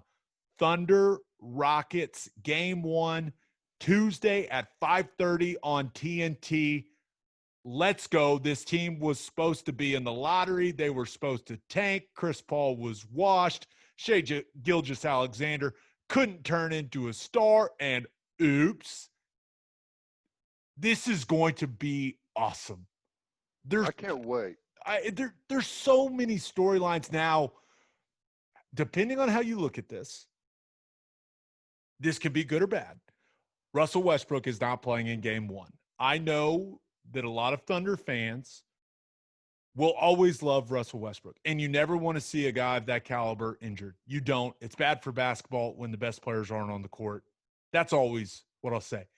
But Russell Westbrook not being out there gives the Thunder a better chance of winning this series. So we can acknowledge that and say it's a bummer at the same time, right? Like that doesn't make us bad people, Teddy. No, it does not. Let me ask you a question. Does playing in the bubble benefit Russell Westbrook massively? And the reason I say that is I feel like, especially in like a playoff atmosphere, you know how Russell Westbrook gets. He will forget about the game and get locked into some stupid little battle with a player on the other team that he's going to try and show him up because you got all the crowd there and everyone's piled in, and maybe he blocks Russell Westbrook's shot early in the game or something, and he's going to use that as fuel to go at this guy no matter what the game is, no matter what the circumstances are. And I wonder if playing in a bubble like makes that part of Russell Westbrook pull back a little bit and play more game aware than I think he sometimes does in big atmospheres. I don't think he's going to change one bit. I think he is the way he is. Go. It's just how he is. It's how he's wired, man. I mean, he never changed when he was in Oklahoma City. It doesn't seem like he's changed much in Houston. Now, with that quad, when are we even going to see him, right? Because there's no travel. So, I mean, they're playing Tuesday, Thursday. So if he's not ready to go Tuesday, is he really is he going to be ready to play on Thursday? I just don't know, but there's so many different things in this playoff matchup. And I think that's why it's the most intriguing matchup in the first round of the NBA playoffs. You look at it, hey, the Thunder, they never played the Rockets after they committed to ultra small ball. So that's an intriguing way just to start. You have the Westbrook injury, but then Chris Paul, I mean, it's well documented. He feels like the Rockets gave up on him, and he undoubtedly wants to prove a point in this series. Then you've got Lou Dort. Will he be healthy enough? Will he be guarding Harden the entire time? How many bodies are the Thunder going to throw at Harden, between Andre Robertson, Lou Dort, Terrence Ferguson? Can Harden do it all on his own? I mean, he's been spectacular, right, in the restart. It's just going to be so damn fun to watch. And then can Shai Gilgeous-Alexander, can he carry the Thunder? Can he be the go-to guy and take the Thunder to win a series in the playoffs? Like, there's so many different, and the Steven Adams PJ Tucker matchup is going to be hilarious. That's going to be one of my favorite visuals of the entire sporting year. Dude, like PJ, like if there was an ultimate, like who's the biggest badass, like tough guy in the NBA? I want no part of a physical altercation with PJ Tucker, and I am not ashamed to admit that. I agree. If he would probably be the last guy in the NBA that I would want to fight. But I don't know. That's going to be an interesting matchup. I'm just fascinated by, especially with Harden, right? They're going to have enough guys to throw at him defensively where they're going to make it difficult on him. He's still going to score. That's what he does. He's still going to get points. He's going to get to the foul line. But guys are going to make it difficult on him. But what you got to do is make Harden work on the other end. Like, you can play really good defense on the guy and he's going to score 40. But if you make him work on the other end and make him pay for it, that's the best way to make his offensive numbers go down. And that's a great point. But that's why I think Dort's health is so important. Like, and we don't really know the Thunder's so tight with that information, right? Like, he could be perfectly fine. I mean, he went knee to knee sprain, whatever you want to call it. Like, he could be perfectly fine. If he's guarding Harden on one end, trying to make his life miserable, and then Harden is guarding him on the other, that's the question is, who are they going to put Harden on? The worst player out there, the worst offensive player. And that's Dort, right? If you're just playing the percentages. On the rotation, yeah. And he is I mean, they're not going to put him on Gallinari. Like, that doesn't make sense. No way. Yeah. I mean, Dort is the last person James Harden wants to defend. All he does is run around. Strong, and he never stops moving. That is like, that's what I'm saying. Like, I don't know. I don't know how that would be pure hell for James Harden to try and cover it. Come on. Lou Dort's got to be healthy. Come on. I want to see that.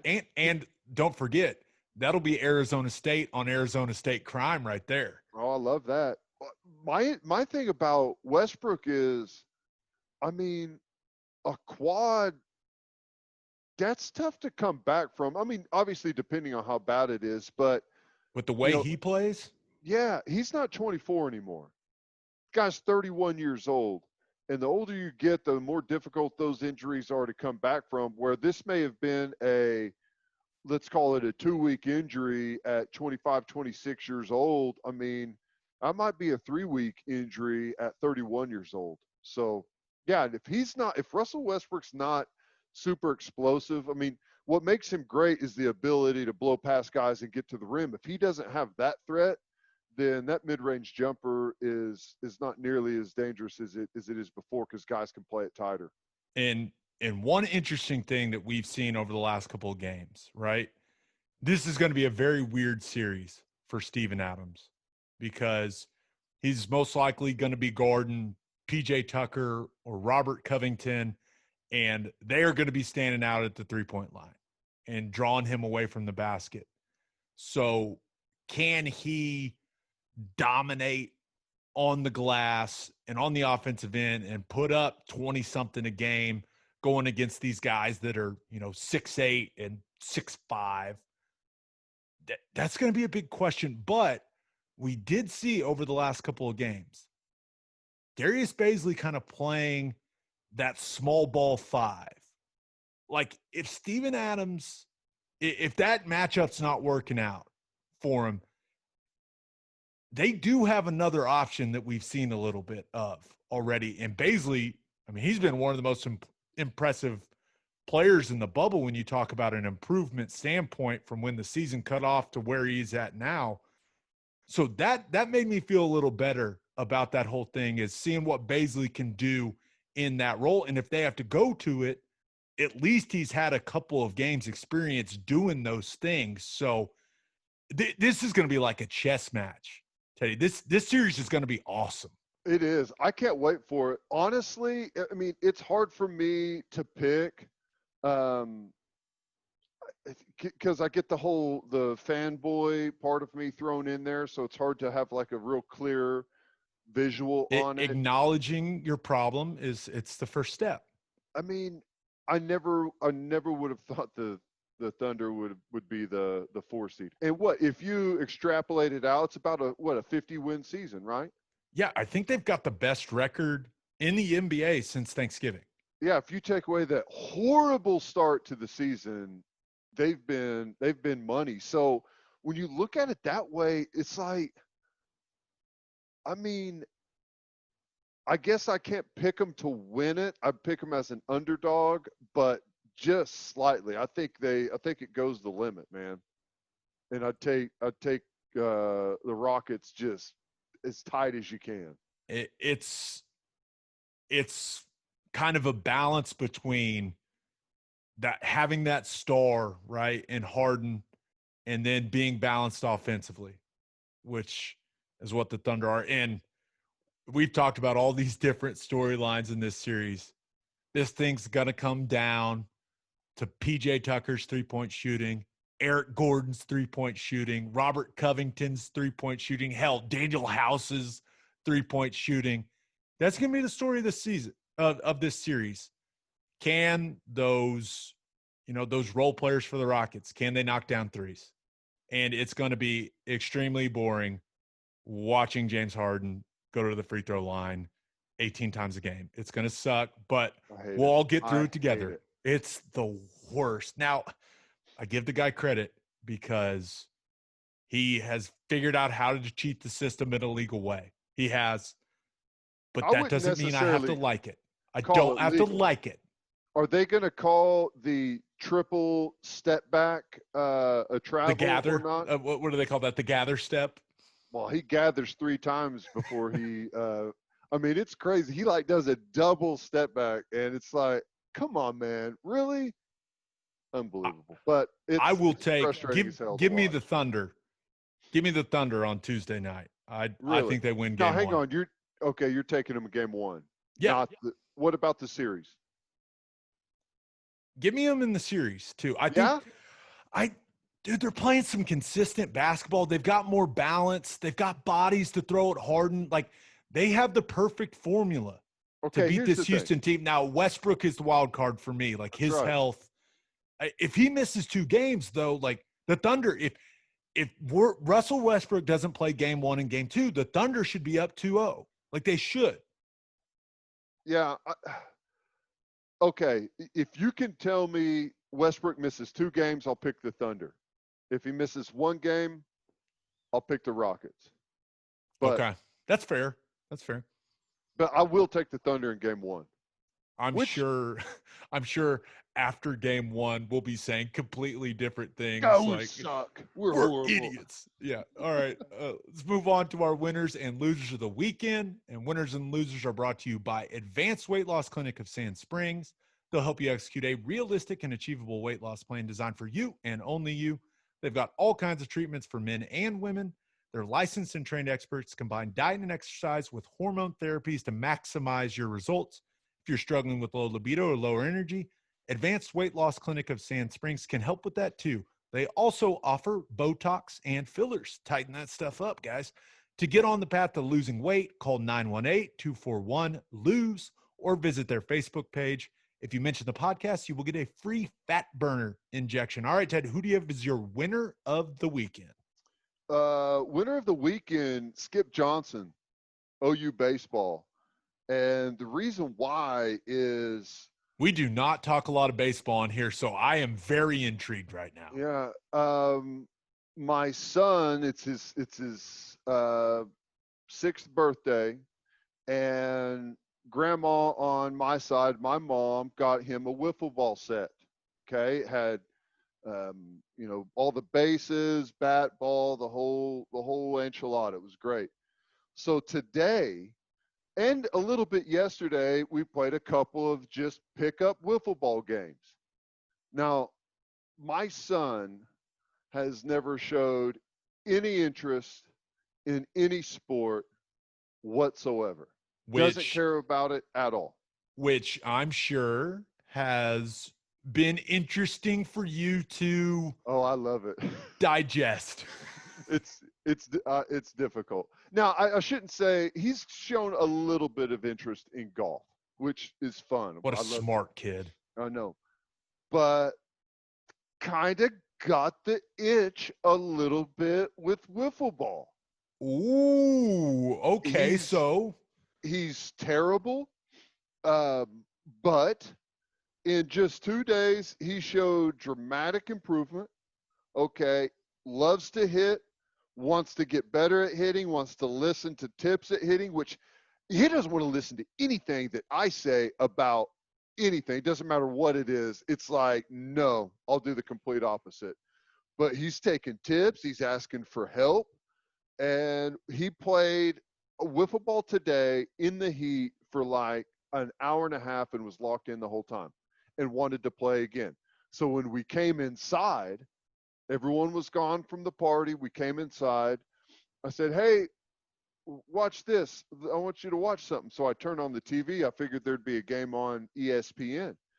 And sure enough, Yankees Red Sox on ESPN. He says, who's the best team? And I said, well, unfortunately, it's the Yankees right there. They're going to win the World Series this year, but it's the Yankees. He says, who's the best player? And I was like, Aaron Judge. Wait till you see the size of this guy. And whenever he saw him, he was like, oh my God. I love him, awesome. Dad. I love him. And he was just like in the dugout, but he's like wanted to see pictures, wanted to see videos of him hitting. Did you order the jersey already? I have not ordered the jersey, but It's the first time he's ever had the itch of any sport where he's been that locked into it. Okay, I'm not gonna lie. I'm so excited that you're so excited. Like, I just tell you, Skip, there may be a looky here going on in a month or two. dude, let's go. Here's Let's the good go. thing. He's gigantic. He's a head taller than everyone else's age. Maybe that levels off, but as of right now, he's 6 and looks like he's 9. So he's got the size factor. Dude, he's a plotter whenever he runs. It's just kind of like, don't. Baseball athleticism. Well, today, a couple of times, he got the ball, and he turned on the jets to go get someone I'd never seen it before. Never seen him run like that before. Okay, yeah, there's no way your kid can be slow, right? I hope not. You remember in Forrest Gump, whenever he runs out of the braces and the braces fall off? That's kind of what the moment looked like today whenever he had the ball. And I was like, you got to go tag him. And he's like, off he goes. It was great. I loved it. Dude, I love how excited you are. All right. That is awesome. Let's go. Gonna be a star. He's gonna be a baseball star. All right. Who do you have as your loser of the weekend? I hate to dampen the mood, but who do you have as your loser? Loser's Trevor Lawrence. And maybe this is old news, but I just saw it this evening. I've kind of been out of the loop a little bit, but I saw that Trevor Lawrence had a conversation with Donald Trump about the college football season and how he wanted to play and his teammates wanted to play and they wanted to push forward and play the season, and it was really important to him. And the only reason I say he's a loser is because you know how people are. He is going to get, his mentions on social media destroyed just for having a conversation with the president. So he better not ever log back into social media. Yeah. And, that came out last week. But listen, and you can have whatever feelings you want to have about Donald Trump. It doesn't matter. But the bottom line for me, if the president of the United States wants to talk to me, whether I agree, disagree, it does not matter. I'm taking that call. Like that's something that you can talk about forever. Anyone that says they wouldn't take that call, I think they're lying. Like all of a sudden you look at your phone and it says unknown, and then you get a random text say, hey, answer, it's the president. And it's just like from some random number. You're like, wait, what? And then it just like the next one says, seriously, answer, like Dave from the FBI, Dave from Secret Service or someone. Like, you don't pass up that opportunity, right? You just can't. No, it's fantastic. I think it's cool. I think it's awesome for a college football player to have that opportunity. I just know the environment online and on social media, and I feel bad for him if he ever scrolls through his comments section. What if people are reasonable on Twitter? It'll be fine. That's true. It'll be totally fine. True. Yeah, I'm sure he's about to be a very rich man. Maybe the most controversial thing about Trevor Lawrence, dude already is engaged. I don't know about that decision. He's got hey, he found true love. Never mind. You do you, Trevor. Live your best life, buddy. Do you? But come on a football field, really? I mean, that was cheesy. That was, yeah. It was pretty bad. Yeah, it's okay. He's going to be so rich. Yeah, good for him. He is. Good for him. He may already be, like, let's be honest here. Hey, that's a good point. It's a good point. How'd you afford that ring, Trevor? Okay. My winner of the weekend, tight ends. George Kittle, Travis Kelce, both got paid. Kittle got 5 years for $75 million with an $18 million signing bonus. You kind of forget that George Kittle was a 5th-round pick in 2017. So as a 2-time All-Pro and Pro Bowler, he's been drastically underpaid for what he has done on the football field. Travis Kelce gets 4 years for $57 million.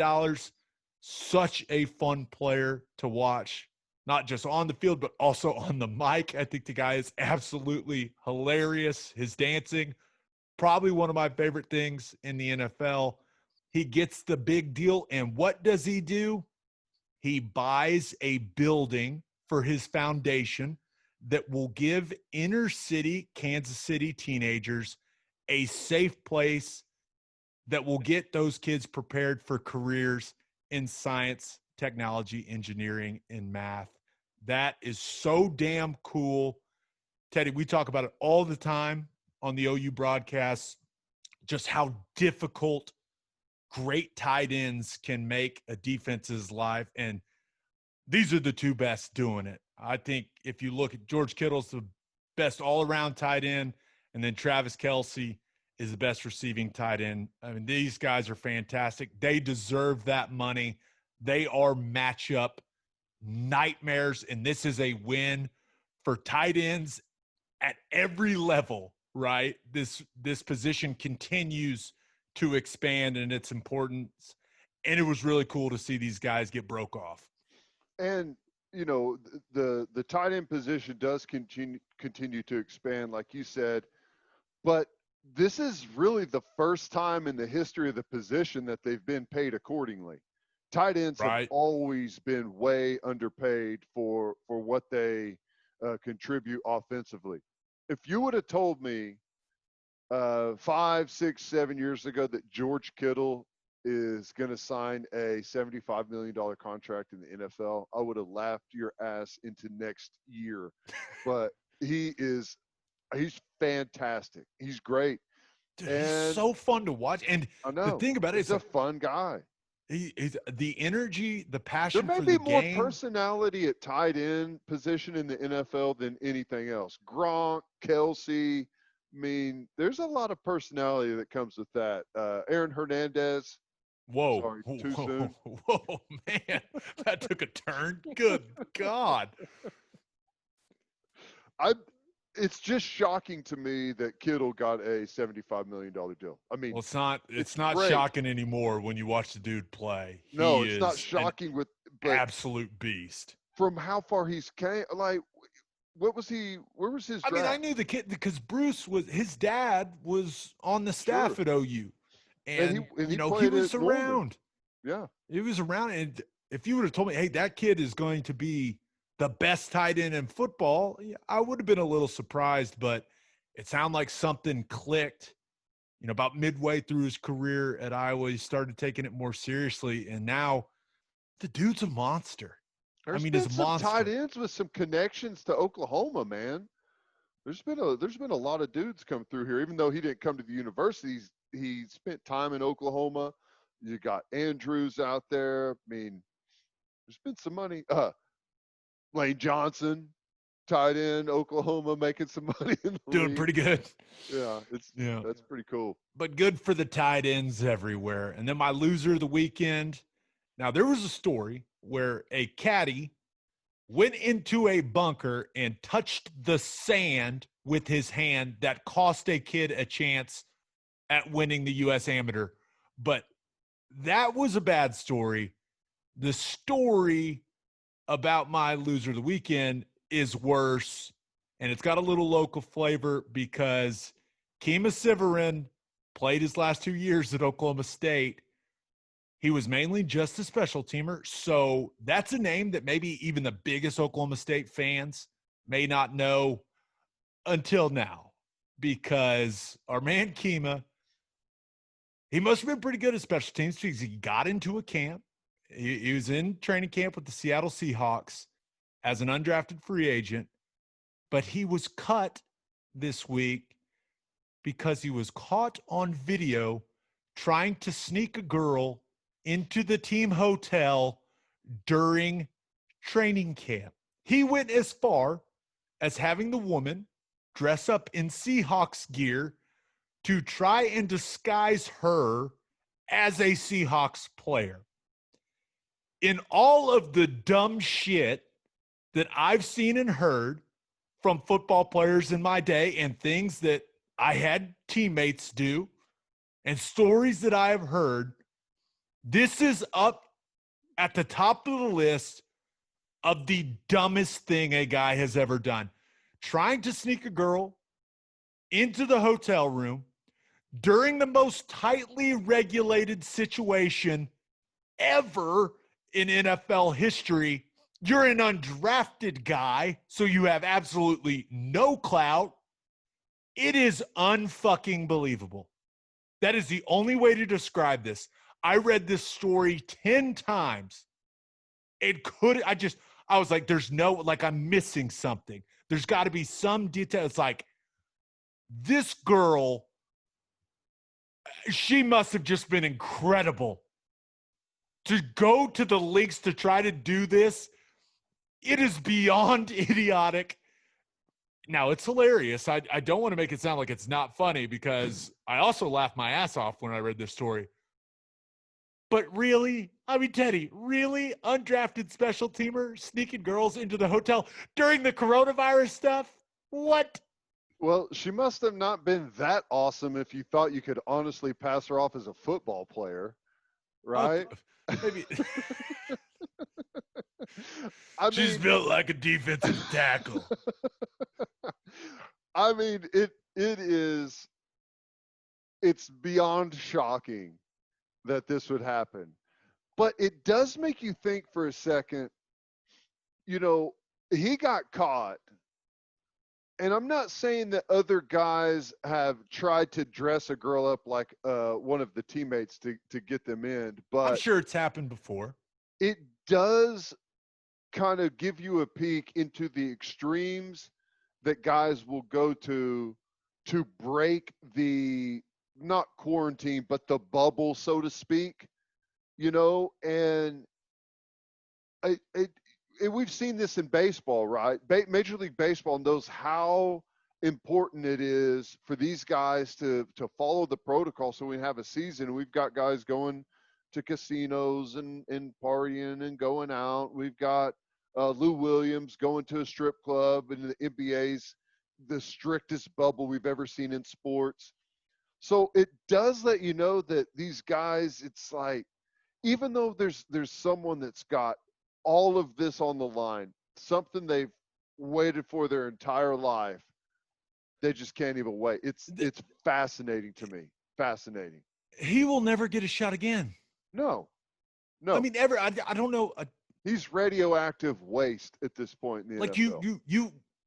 you don't bring a guy in like that you can't trust. Like, he was an undrafted special teamer. His career is over after this.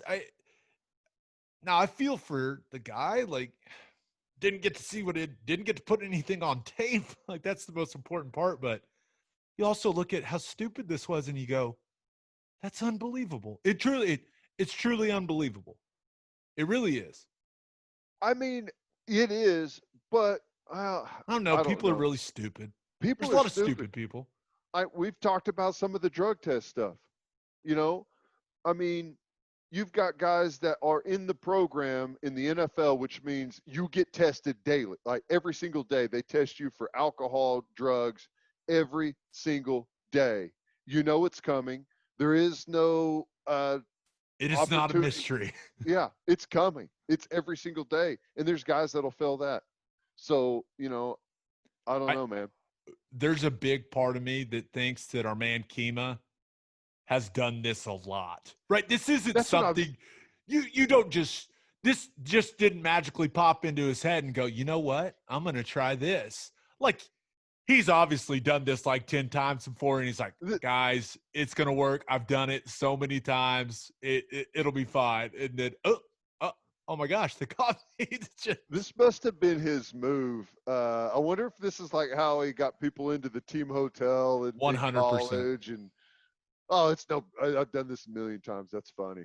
Unreal. Yeah. All right. But I don't know I don't know that the caddy touching the sand in the bunker isn't dumber. It was. And then lying about it. Lying about it when it was on film. I felt so bad for that kid. Well, I think that was the round of 16. So I mean, he would have had little ways to go. And how about the finish of that amateur on Sunday? Wow, that was awesome. But yeah, God, that's stupid. What do you think? You just look at the caddy like, seriously, bro? I mean, really? I mean, that may be what some people do. I'd probably take my club to them, but just beat him with it. You deserve this. But hey, we need people to continue to do stupid stuff, so we have stuff to talk about on here. It's what we do best. So, Kima Siverin, thank you for your service. We appreciate it. All right, Ted, let's finish up with everyone's favorite segment, and that is Keeping It Local, where we highlight what's going on in the great state of Oklahoma. And Keeping It Local is brought to you by Bishop McGinnis Catholic High School. As schools are reopening in the fall, parents want to provide the best possible educational experience and spiritual development for their children. There's no better place for that than Bishop McGinnis Catholic High School. A 1-to-1 iPad setting makes McGinnis students fully prepared to continue high-level learning from home. A 12-to-1 student-to-teacher ratio guarantees no student is overlooked. In addition to athletic programs and clubs, Bishop McGinnis's college prep curriculum offers 22 AP courses. Financial aid is available. For more information, visit bmchs.org. So, Ted, we have been looking for any positivity, right, that has happened as a result of the coronavirus. I mean, this is kind of what we like to use this segment for, anything we can find. And there was an article in the Oklahoman by Ed Godfrey that gave us a little positivity. There has been a big boom in boat and RV sales in Oklahoma. People are going outside more. They're doing more outdoor activities. And that is good for the state of Oklahoma because of what this state has to offer. Now, that doesn't even factor in how that positively affects the health of people in this state, people going outside, being more active. But the article says that 11 million people visited Oklahoma state parks this fiscal year, which is a 20% increase from last year. And during the months of April, May, and June, 5 million people visited Oklahoma parks. So it's good for lodging businesses in the state. I'm sure it's good for people that are in the fishing business, all those kind of outdoor activities. Now, I don't pretend like I'm a big outdoors guy. I'm not ever going to be a big outdoors guy. I very much like sleeping inside. Love it. It's my favorite. Air conditioning is the greatest invention of mankind. It's not even debatable. But this is cool. And I've been getting to the lake more, stuff like that. Like, it's cool to see anything positive come out of this whole mess. And this is a positive thing. More people coming into the state, more people visiting, more Oklahomans getting outside and being active. Like, I am choosing to look at this like this is a great thing for Oklahoma that's going on right now. And maybe even when the world goes back to whatever will be the new normal, right, that this is something that sticks around, that people will continue to do these things, and it'll continue to be good for Oklahoma. I think it will. You know, it's funny. Camping World they were dead. It was over. The company was going bust, about to declare bankruptcy in February. And then the pandemic hit, and it looked like it was going to be the last straw. And they've had their best year ever. I mean, just in that short span, that's how crazy camping and RVs and lake and outdoor stuff has turned around. It's been massive. I have a friend that's got he has a boat dealership, and at first they were a bit panicked, and since then they can't even keep inventory in. It's gone. It's in, as soon as he listed, it's gone. So it's been great to see people getting out.